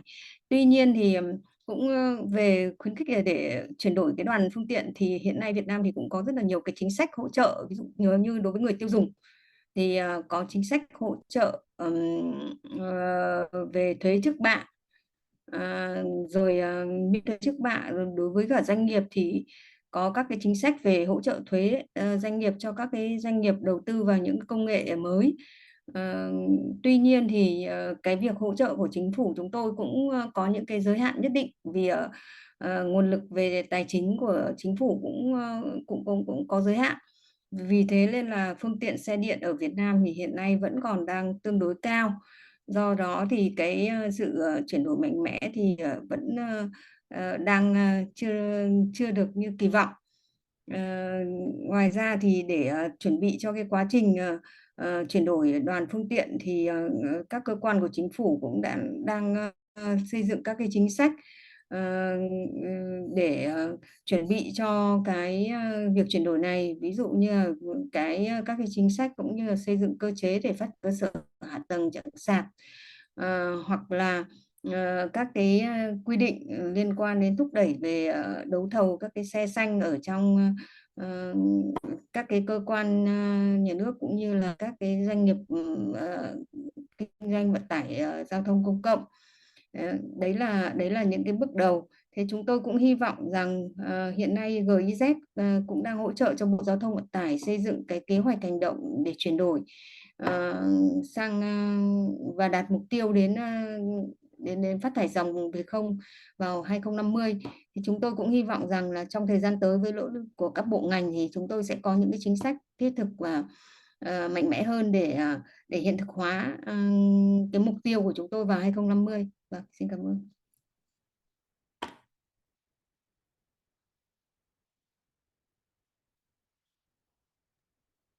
Great, thanks a lot. So like a lot of very interesting points, kind of, yes, from highlighting from the policy signals, this long-term policy signal, and then right for 2050 up to kind of also like mentioning the tools that are supporting it. And I think we have also seen from many countries that the government creates the market by procuring electric buses or procuring electric vehicles in general, and then private consumers or private companies then follow further once the market and once kind of the basic kind of stepping stones have been put into place. I don't know if Lee from GIZ China, Vietnam wants to add anything from the Vietnamese perspective.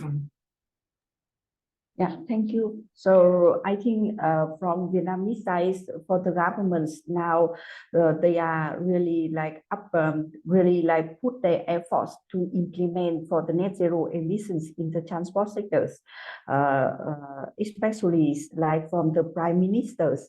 They also announced the decisions of transport sector toward the green energy transitions, and with the support of Just Energy Transition Program that Vietnam is one of 3 countries participating. So we hope that we also have the finance from the international partners to support for the electric mobility in Vietnam to transit sooner than we expectations. And at this moment, for the government side, is in the preparation for the mobilization resources plan and announced in the COP28. And we hope that with the support of international funds in the next coming years, it will change the vehicle fleet in Vietnam's more approach with the electric mobilities. Yeah, thank you. Yeah, great. Thanks a lot. So also, yeah, I think finance, of course, is very important to add anything.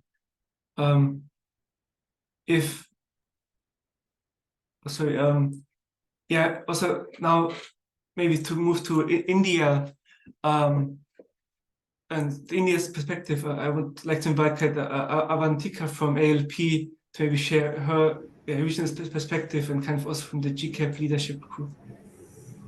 Yeah, thank you, Nicola. So before directly coming to the leadership group, I think regarding India, I would like to share that the government has been very supportive of adopting electric mobility, basically to reduce the dependence on the fossil fuels and also to promote electric vehicles and to make them the primary alternative for IC vehicles. And that seems to be a major reason for and also supporting the private players to come into the markets and who are showing interest, and they have a lot of small initiatives and startups have also come up which focus on electric mobility, like private few cab aggregators such as Blue Smart and all. They are doing really well trying to meet up the demands of the people, and also promoting electric mobility. Basically, there have been government policies which have been very supportive, especially in terms of the policies which have been formulated under the FAME scheme, reducing the taxes and all, and also exemptions from road taxes, and basically which help to reduce even the capital expenditure cost for electric vehicles. So those kind of initiatives have really helped and are helping to promote electric vehicles in India. So as a part of our ALP activities under GCAP, which we've been doing, so basically we are trying to support, we formulated a leadership group for clean transport in Asia. That is a part of ALP activities, and under ALP that's called Asia Let's Partnership, we looked at transport sector and even other sectors which include finance, energy, and building energy efficiency, subnational integration, transport being one of them. We provide assistance to different countries, basically in Asia and Pacific, under all these sectors. And the leadership group is basically looking at, as of now, 9 to 10 countries, which include Bangladesh, Bhutan, India, Indonesia, Sri Lanka. And interest has also been shown by Lao, PDR, Philippines, Thailand, and Vietnam. So basically, this group has been launched with cooperation across 3 leading implementing partners, which include us, that is Asia Let's Partnerships, SLOCAT Partnerships, and also NREL. The group is supported by US Department of States, and the major objective of the group is to develop knowledge and to share goals and visions for transforming transport systems in the region, and also developing and strengthening pathways to achieve transitions toward net zero transport systems at national and also subnational levels.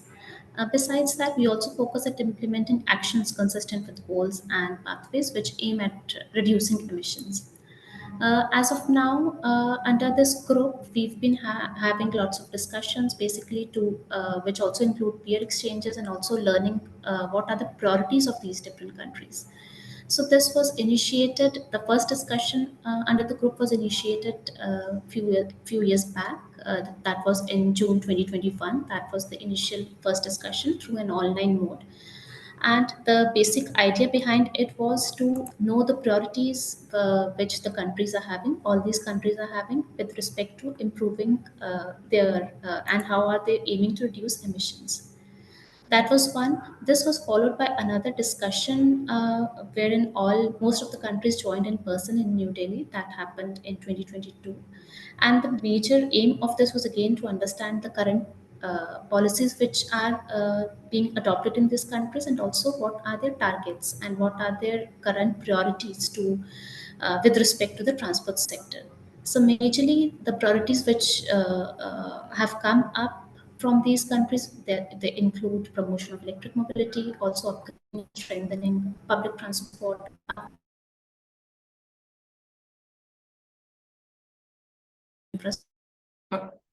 Sorry, is it just me? Road improvement.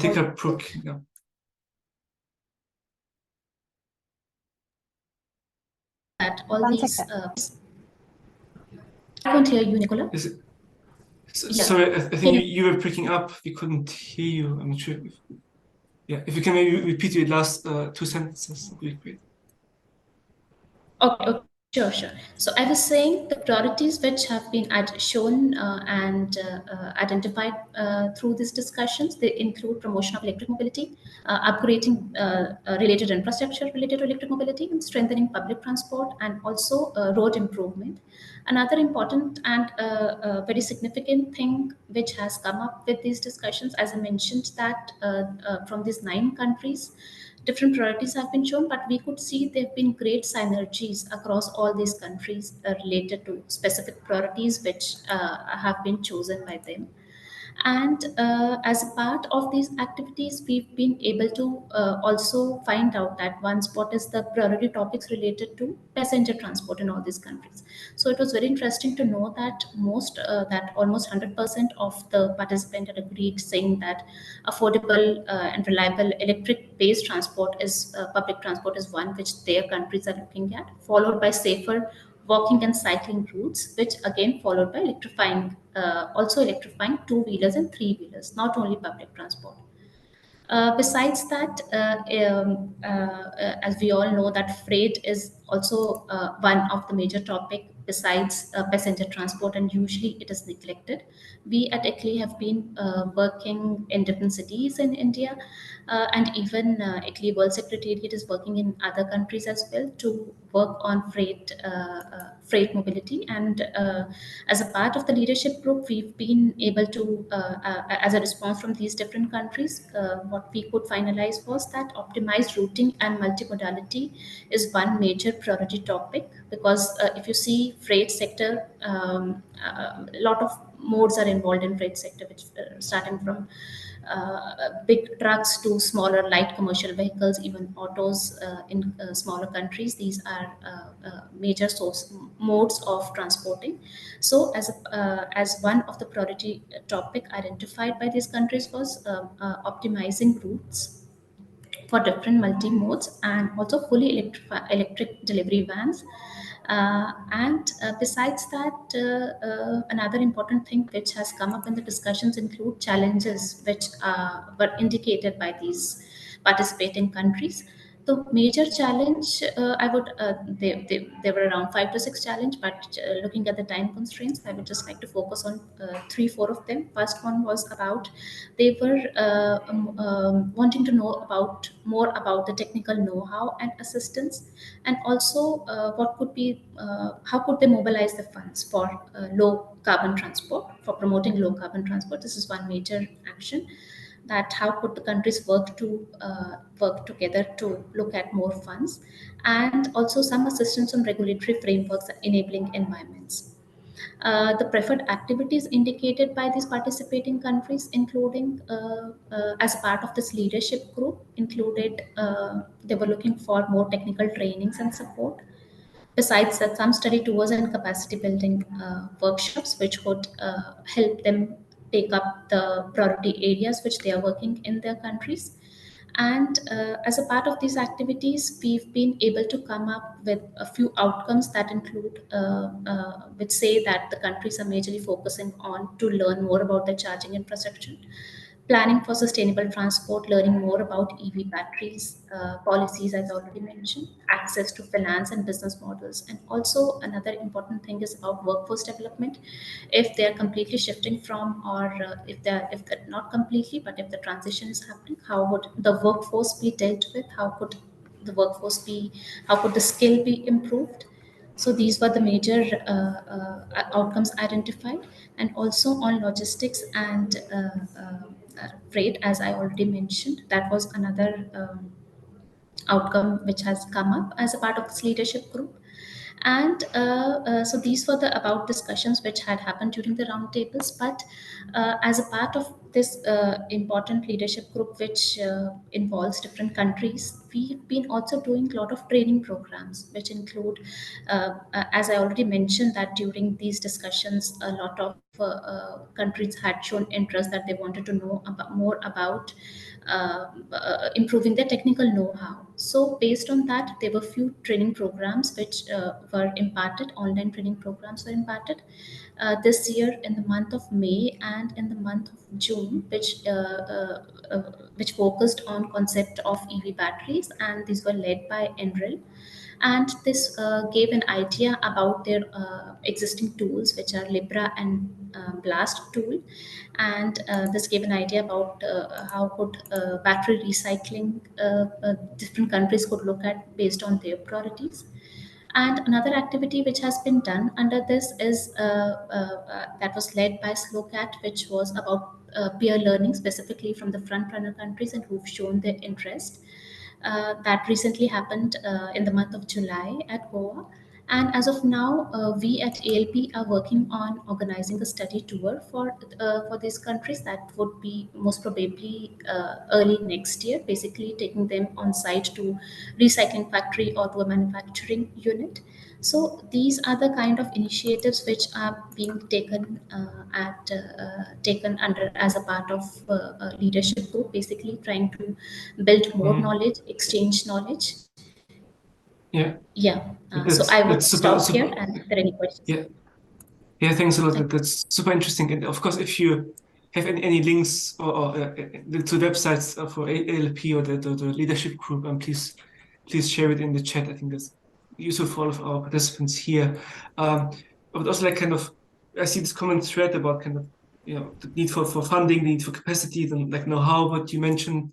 Also the issue about freight electrification is clearly an issue, and also this, what we didn't talk so much yet, is the integration of energy and transport. So really that we need to integrate these two sectors, but also that the energy should be, of course, come from renewable energy, and then transport should come from the most efficient modes of transportation.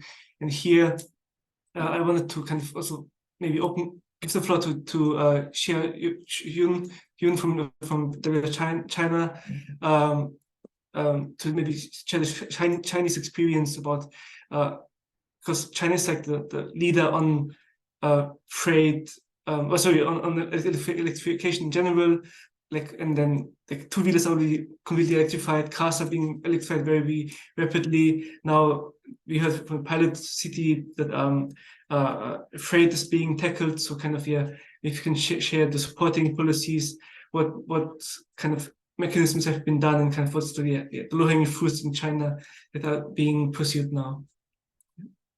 Okay, thanks, Nicholas. So actually, for China, there is no procurement subsidies for EVs anymore. And now China guide the EV market in a market-oriented trend. I think is something very important also for all of the 3 countries in the future, and how to use fiscal and unfiscal tools to promote the EV uptake in your countries. So as Xuan just introduced, then China is trying to piloting or demonstrating different measurement, like provide more higher road rights to the electric vehicles and to the electric two-wheelers, and provide more parking spaces, and also for the freight transport.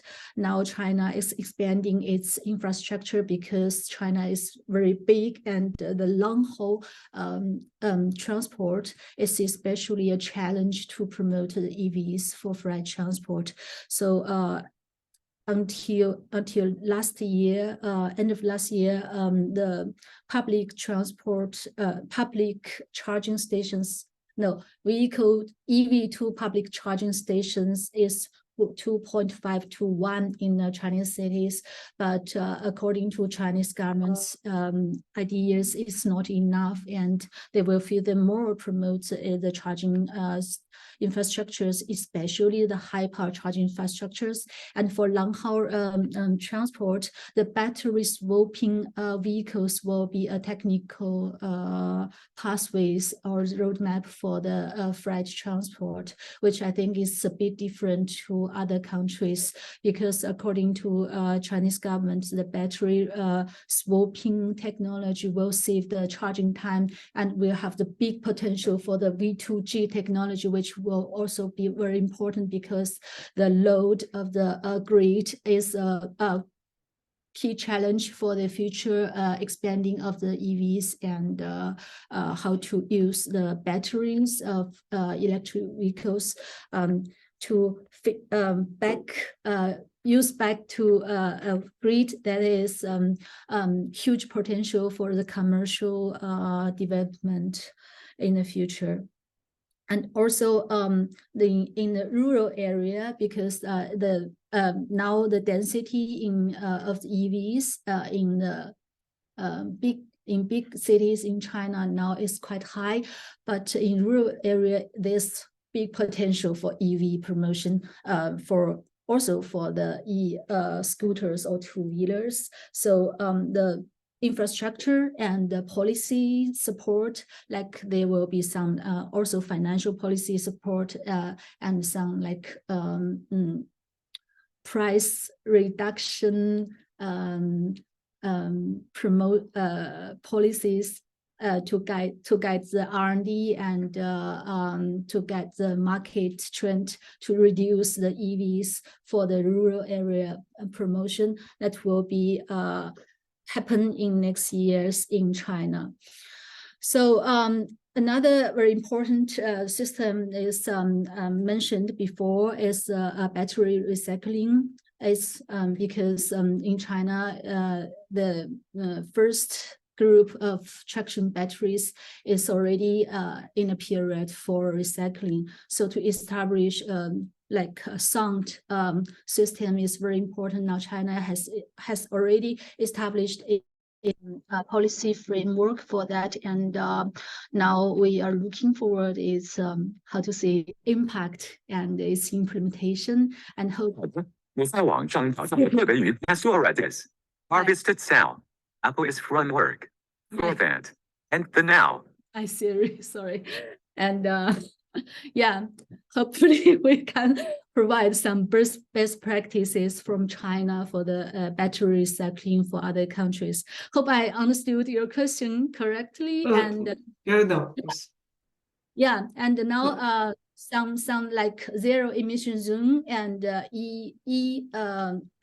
freight corridors are in planning in China. It will also promote the EV uptake further in China. Yeah, thanks a lot. Thanks, Siri, for your contribution. No, I think it's very great to see how advanced the EV environment in China is. It's like that you are really now discussing the issues about recycling, that you're discussing about the issue about rural electrification, because kind of is probably EV transformation will first start in the cities, will start with the, where also the purchase power lies, where people can, like the authorities first can switch, and then also people can switch, and then of course rural areas will follow then later in the most of the cases. So definitely super interesting things for sharing. I like we are at the end of the allocated time for this discussion, but if there's anybody who wants to raise a question to anybody, any of the participants, like it's an open floor discussion. Like we can also, it's only me who needs to ask all the questions. If anybody wants to raise anything, and if it wasn't said yet regarding the questions, or has any additional questions for any of the participants about anything of what they heard right now, please maybe raise your hand, unmute yourself. Feel free to give it. Let's wait. Oh, I see already. Yeah. Yeah, So, Pagasiri.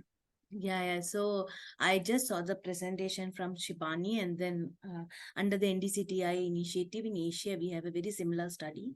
It's a smart charging study, and then most of the findings were in line what we've been discussed. Just one point here was that our recommendation also included what should be the communication infrastructure there should be, and standards that should be incorporated in the charges, because when we are saying some strategies to like allocate these charges at an optimum point, then there should be some sort of communication protocols enabled in between the charges. So this was a recommendation that went from India to the Central Electricity Authority, who are in charge of the technical standards and regulations. So these recommendations has been submitted to them. So hoping that something comes out of the study. Just to add here, because I saw that was not included in the presentation. That's it. Yeah, thanks a lot. Very important technical aspect. Any other comments or questions or discussion points?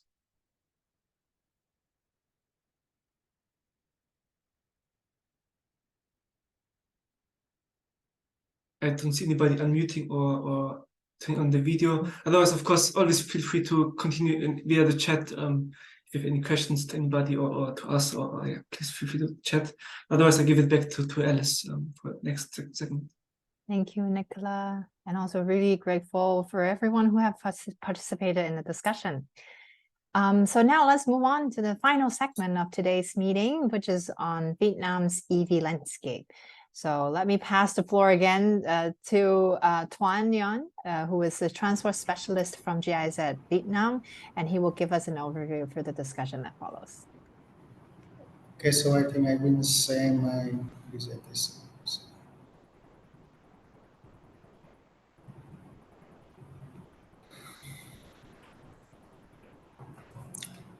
Okay, I think that's you will see my slide. And yeah, hi everyone again. And first, thank you very much for Slogat and the colleagues for organizing this very specific event for Vietnam. And I think it's very timely, as you know, that we are now supporting our partner, the Ministry of Transport, to develop the e-mobility roadmap. So on behalf of the NDC Vietnam component, I want to share with you very brief on the e-mobility landscape in Vietnam.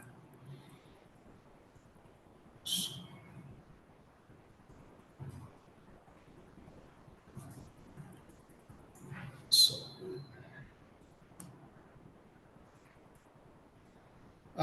okay, let's start first with the overview of the transport system in Vietnam. That's for Vietnam, that's we have the 5 subsector, and you can see here that's the road transport is a dominant subsector. Even now, that's government want to restructure the market share between, for example, the road shifting to the railway or the inland and maritime. But now it's still have a great investment for road transport sector. In terms of the vehicle, you can see here that's very interesting figures. That's where we have very high motorcycle share. around more than 7 million motorcycle in the whole country. And regarding that, we can see that maybe a potential for both shifting to public transport and also the electrification of the motorcycle in the country. In terms of the transportation, that's for the passenger that we can see here. That's is dominant by the road transport. While for the freight, that is the inland, waterway, and maritime is a dominant subsector. Focusing on the road transport, that as I mentioned before, that's we have a very high the motorcycle share. That's why the public transport percentage is very low. Almost it's lower than 10% in the two big cities like the Hanoi, the capital, and the Ho Chi Minh City. Even though that's we now have a transition state between the mode of transport, you can see the figure here. That's now some also freight and goods transport have been shipped to the aviation sector. But in general, that we can say that road transport is still hold the largest proportion. And in 2019, for example, that's road is still more than 60%. For the situation of e-mobility development in Vietnam, that's recently that's supported by GIZ, that we conducted two studies, one at the national level in general for the e-mobility development, and one for the Ho Chi Minh City. At the city level, we support the city to develop the city e-mobility action plan. And we talk first at the policy orientation. As you can see here, that we'll have a lot of proposed policy in the umbrella of climate change and sustainable development. We have the Paris Agreement Implementation Plan in 2015. Also, the first intended NDC at that time, we have some specific target. Following that, we also already submitted two NDC with some ambitious target, and especially during the COP26, as I mentioned before, that we have a very strong commitment that the country will target zero emission in 2050.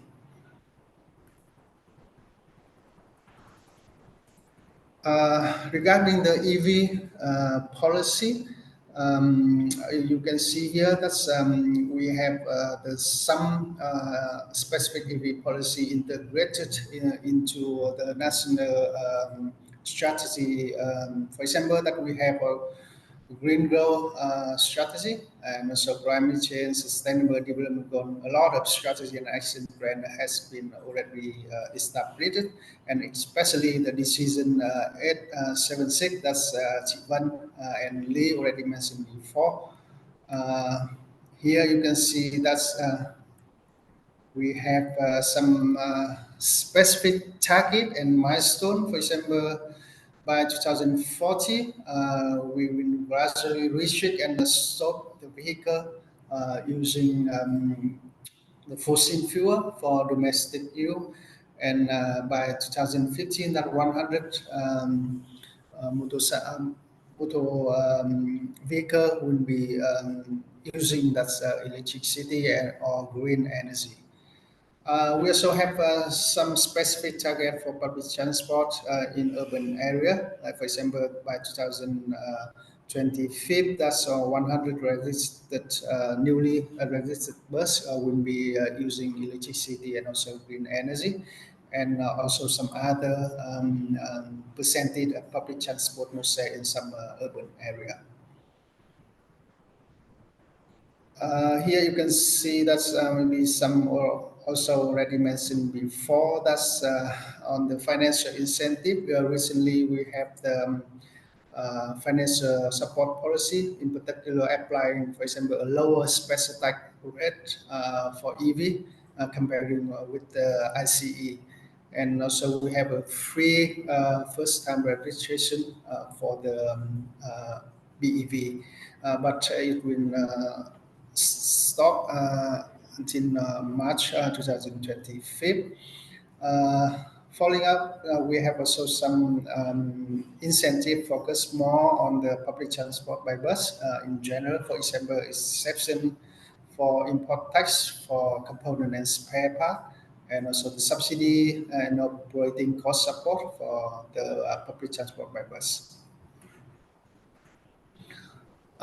Here is a very brief overview of the stakeholder map of the EV development in Vietnam. That's you can see at the national level or the political and strategic level.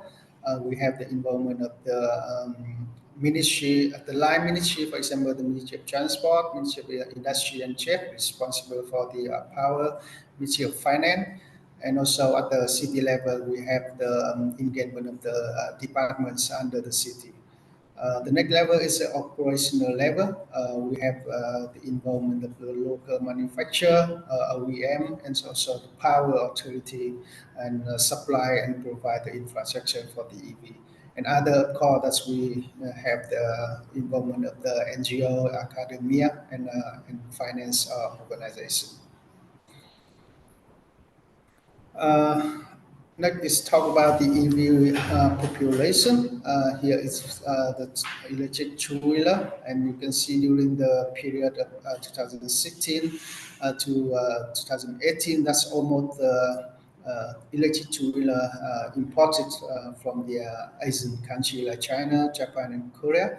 And at end of 2018 and early 2019, that we have the local manufacturer, the VinFast, they jump in to participate in the domestic production. And you can see here that even that's VinFast is the new local manufacturer, but in 2020, you can see that's the market share of the VinFast is very high. That's nearly 50% of the electric two-wheeler market share. Similar to the electric two-wheeler, during the period of 2014 until 2018, that's almost the electric four-wheeler here is for the tourism purpose. That's a vehicle that's mostly imported from the China. And at the earlier 2019, that we have also the production from the local manufacturer VinFast.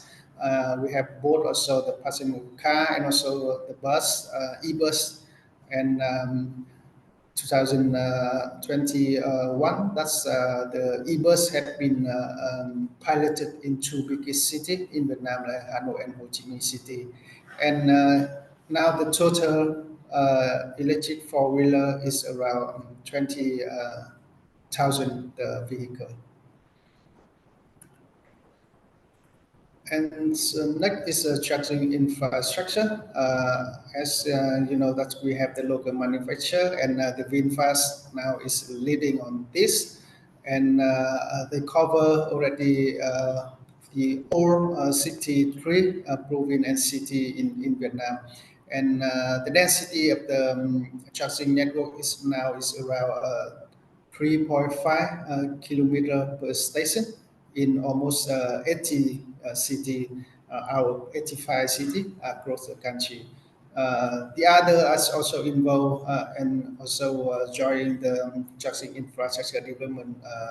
We have some private company and also the electricity of Vietnam. And the other, that's passenger car manufacturer, almost is a luxury car one day. They establish their own charging infrastructure. To go into the barriers for the EV adoption in Vietnam, that we conducted two studies, including the consumer behavior in 2021, and we see that's critical issue for both vehicle owner and the enterprise is a high vehicle cost. And following the charging infrastructure and also the distance travel or the battery capacity.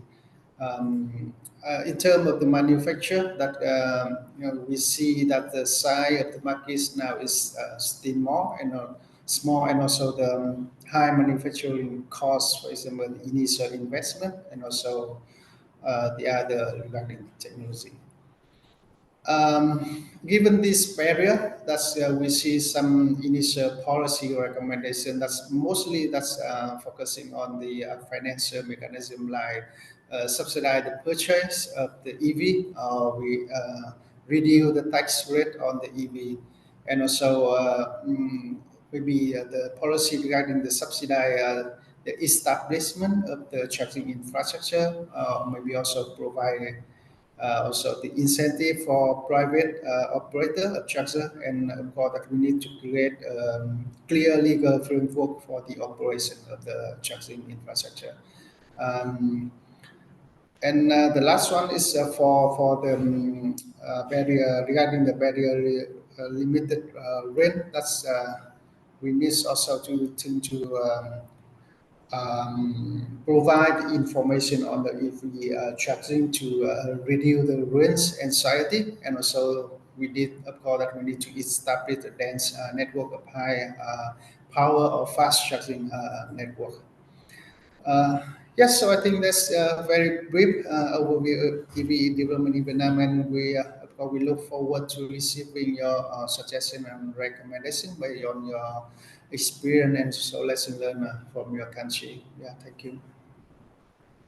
Thank you very much, Tuan, for this very valuable presentation. So right now, let's deep dive into another open floor discussion to share your insights and experiences. I would like to invite Akshay Jabdade, who is SLOCAT's Policy Advocacy and Engagement Intern, to guide us through the discussion. Akshay? Thank you so much, Alice. Hello, everyone.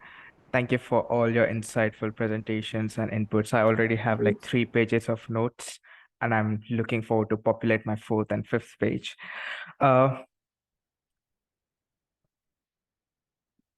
Do we have the slide? Yes, Angel. I think there is a slide with all the questions. Yes, perfect. Thank you so much, Angel.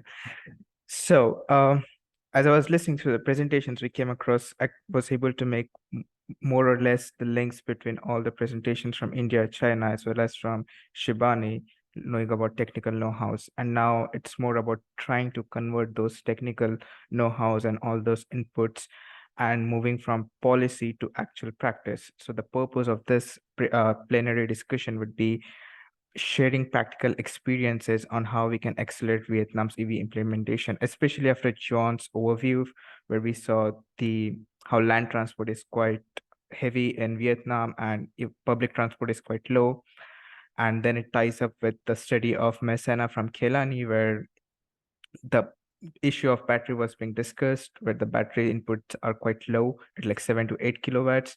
But then again, in terms of maintenance, it's not just the vehicles maintenance, but also the grids maintenance, which Shivani talked us about. And if that's not enough, we also have another layer of complication, which is about parking spot, which was given by earlier during the session. So lot of things to talk about and limited time. So I would like to open this floor, and particularly I would encourage our participants who couldn't participate in the earlier plenary discussion to come forward and try to answer these questions, and let's have an open discussion on who would be the key stakeholders to engage and how we can engage them. Chuan already mentioned layers of key stakeholders in Vietnam's perspective, and Kelani, I think that you had in your case study, you had a strategy on formulation of stakeholders. So perhaps you could provide inputs on that, and then we can move on to what national funding could be needed and how this could be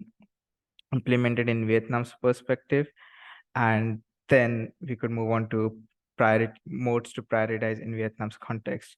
But first, I would open the floor, and perhaps Kelan, if you would like to share your practical experience.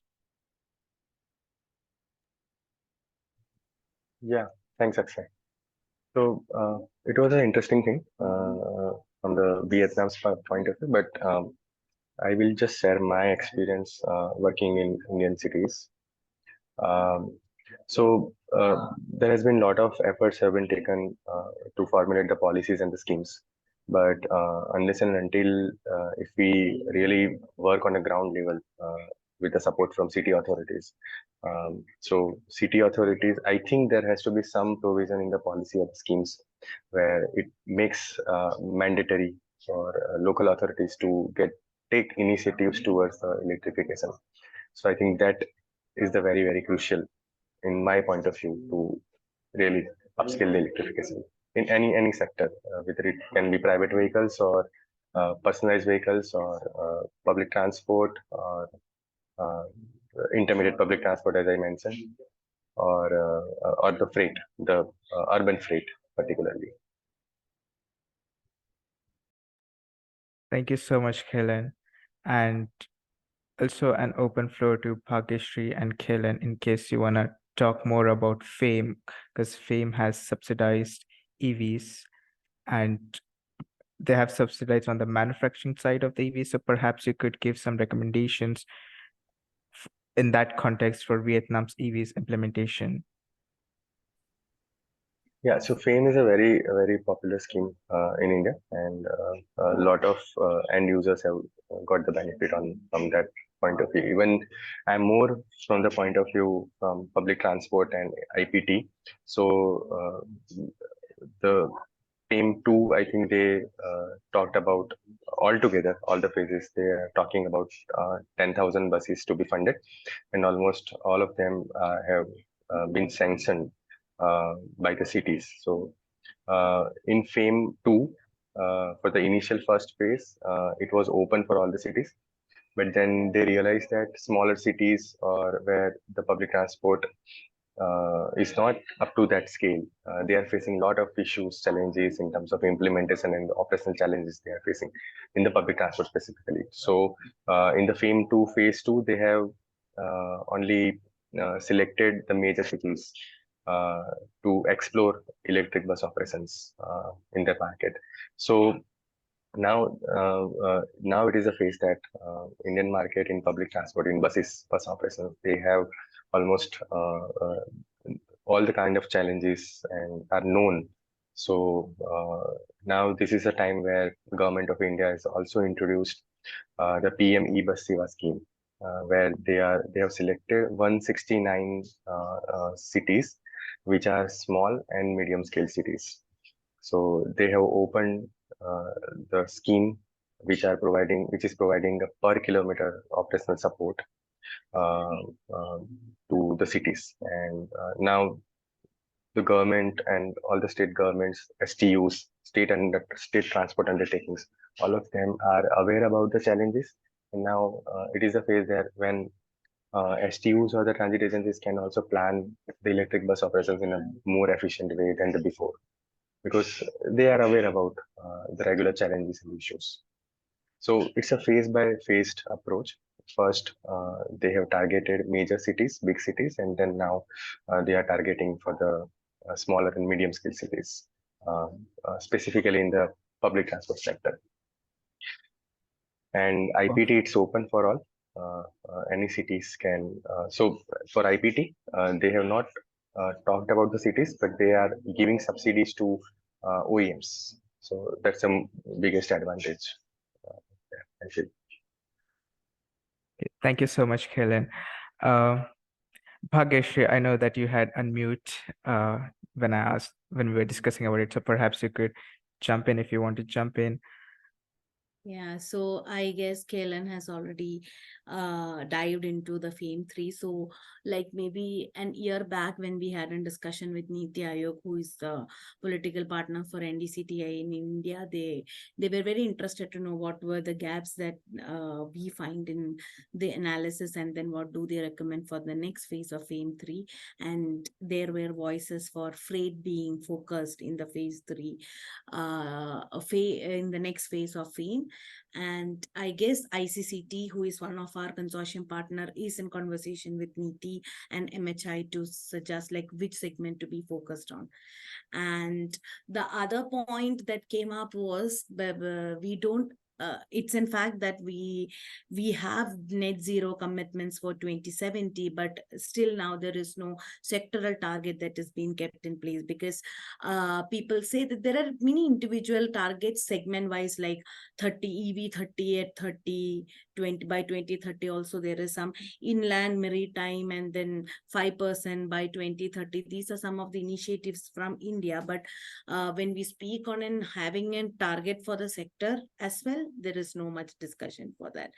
And when we took this to NITI, the suggestion was that, see, if we have to keep a sectoral target, then the first thing is to bring subnational commitments into place, because since India, we are talking about these many states, how are we gonna bring them together, and then we focus for a sectoral target, was NITI's say in that. So what NITI Aayog looks forward is to like have smaller versions of NITI in each states, so that they could be more focused activities. Because when we talk about key stakeholders, there are, because India being a country that is having different geographical conditions, like we have very hilly terrains at the north, and then very hot places like Rajasthan, Tamil Nadu, and then some of the places are rich in renewables, and north is completely different geography. So how are we gonna bring all these people together is a question, and engaging them together for achieving something like net zero by 2070 is a big challenge for NITI. So discussions like this is happening. Obviously it will take time, but nothing impossible, I guess. Yeah, hoping for Yeah, of course. Sky's the limit. So let's see how it all rolls out. I just wanted to check if we have any colleagues, any participants from China, because I see from the presentation, like China was quite ahead in terms of recycling and already expanding the infrastructure. So it would be quite interesting to hear their perspective. So in case if there's any participant from China, you can unmute and just let us know.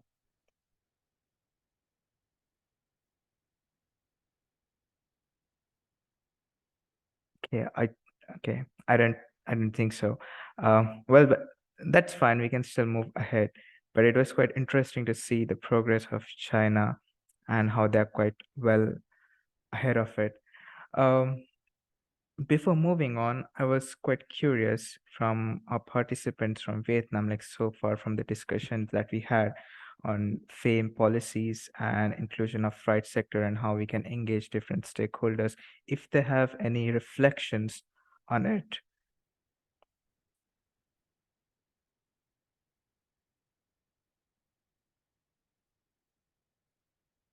Feel free to unmute and go ahead.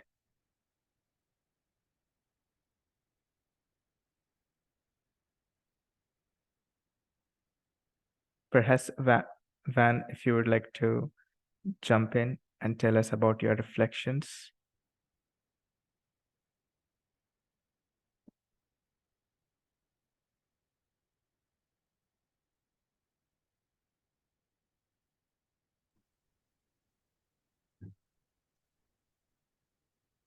Hi Akshay, can I intervene here? Yeah, I can hear you. So I'm just Về phía going. thì vâng, về phía Việt Nam thì các cái hỗ trợ về chính sách thì như tôi đã nói thì cũng như anh Tuấn đã trình bày ấy, cái chính sách hỗ trợ cho doanh nghiệp với cả thì đã thể hiện vào các thuế, miễn thuế và giảm thuế cho doanh nghiệp cũng như là người tiêu dùng.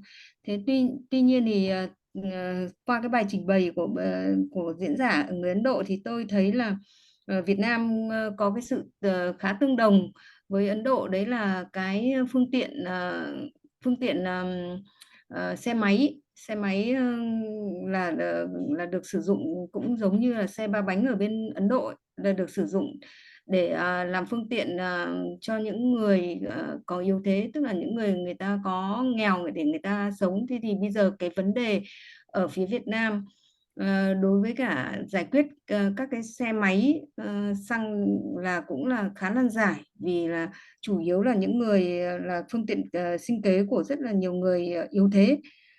Thế thì tôi muốn là bên diễn giả Ấn Độ có thể chia sẻ cái kinh nghiệm để chuyển đổi cái xe ba bánh để sang cái xe ba bánh điện, những cái chính sách mà chính phủ Ấn Độ để dành cho đối tượng này thì như nào ạ?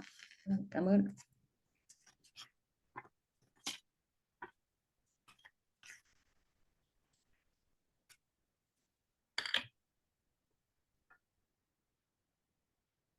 Great. Thank you. Thank you so much, Van. I see a couple of questions in the chat box, and I'll pick up on a question by Dang Lee, which was on what kind of trucks do you focus? And I guess it's for India, on to start supporting urban trucks or long haul trucks, and how government support to deploy fast charging infrastructure. And I also think this ties up with the question we were talking about China on infrastructure for charging, and also ties up with Shivani's comment, like it's not just the charging infrastructure, but we have to look at the nexus between transport and energy. And in this case, we'll be looking at grid, how grid also changes for that. So I was curious if Bhagyashree, Kailan, or any other colleague would like to jump in and address this question from Dang Lee.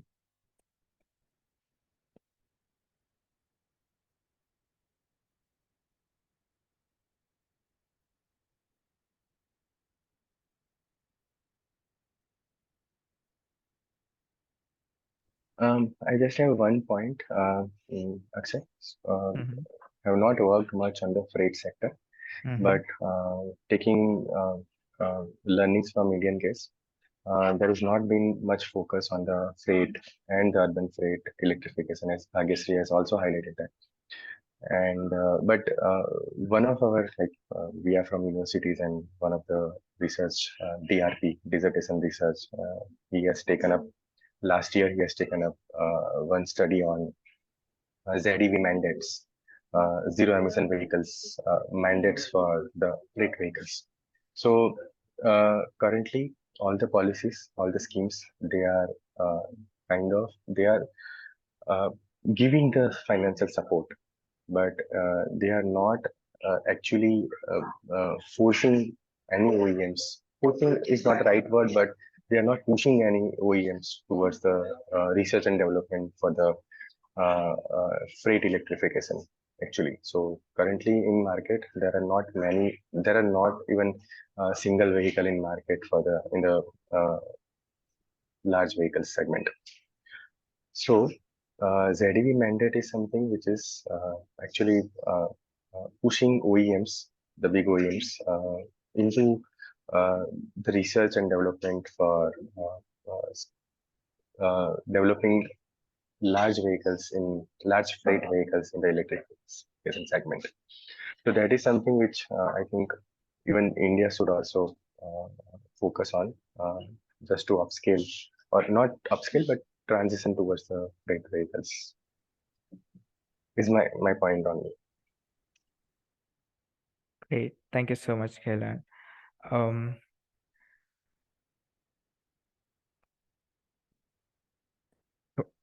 apologize if I'm not pronouncing your name correctly, but Chuan, if you have any comments after going through this discussion and based on your presentation that you just gave a couple of minutes ago, any reflections that you would like to bring forward to this plenary discussion?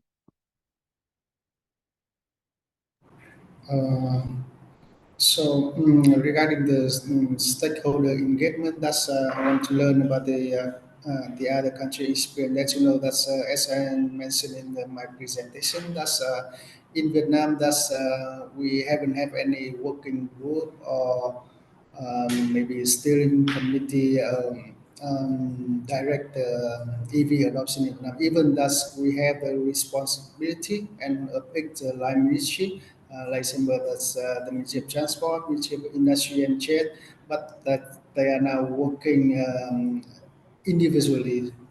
So as far as I know, that some country like I'm not sure about India, but China or Thailand, they established a working group and leading by a prime minister or the vice prime minister. So I think it's quite key point that's maybe that's we can accelerate the EV adoption in the country. So in India, that's you have any experience on the such kind of stakeholder engagement, like establishment of the working group or something like that, that covering that's language and other stakeholder that I think is be shared with us. Yeah.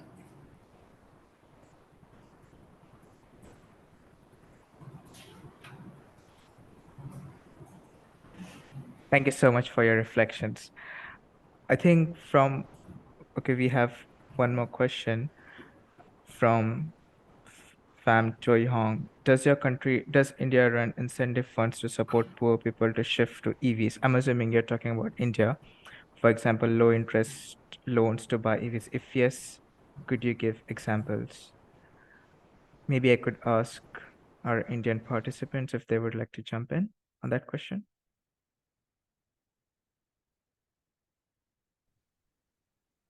So as in case of incentives so other than the fame scheme that we have, so for this E3-wheelers, there is an incentive of 5% interest subvention for buying those EV 3-wheelers is there in place. So this is what I know as of now.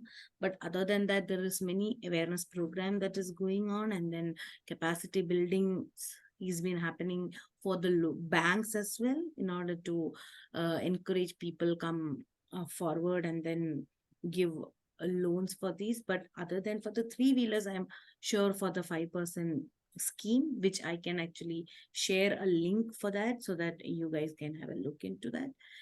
And other than that, on the stakeholder question from Tuan, so right now I don't see, but Niti Aayog very recently they have something called as a growth hub in India.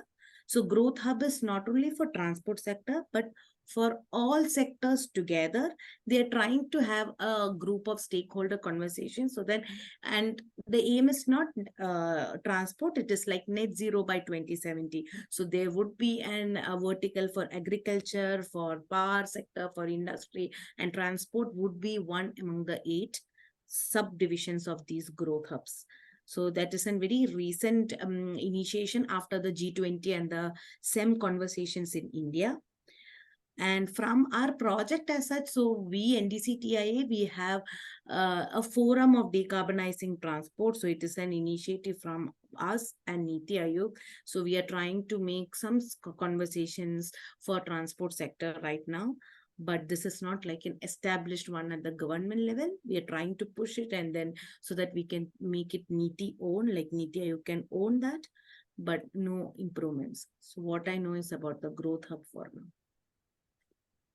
Great, thank you Yeah, so I think much. similarly here in Vietnam, that we, as far as I know, we also have in general climate change working groups steering by the Prime Minister, but we don't have a separate working group, for example, for the transport sector. So I think is quite an issue. That's how to involve, engage the other ministry. Like, that's even now the Ministry of Transport is quite active on this. But of course, that's EV. That's need to involve the other, like Ministry of Industry, and they work on the power sector. So it's quite very important for the EV adoption.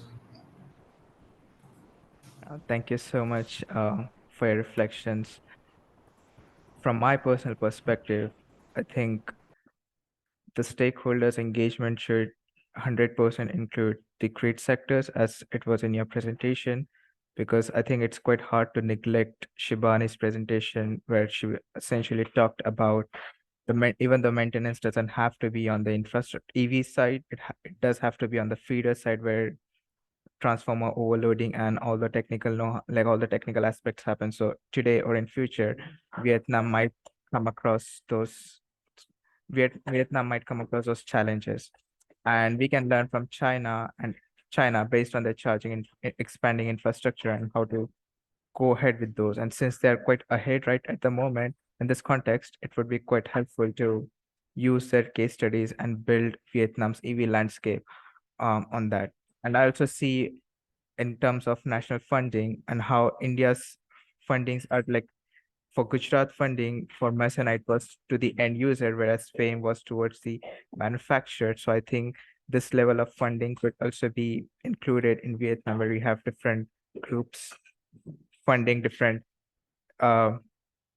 in the supply chain, funding different components of the supply chain. So that could be really helpful.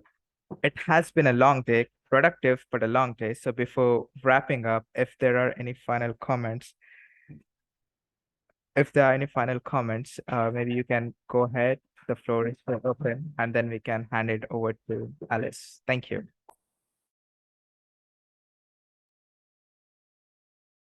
Thank you very much, Akshay, and everyone who has been very active to participate in today's roundtable.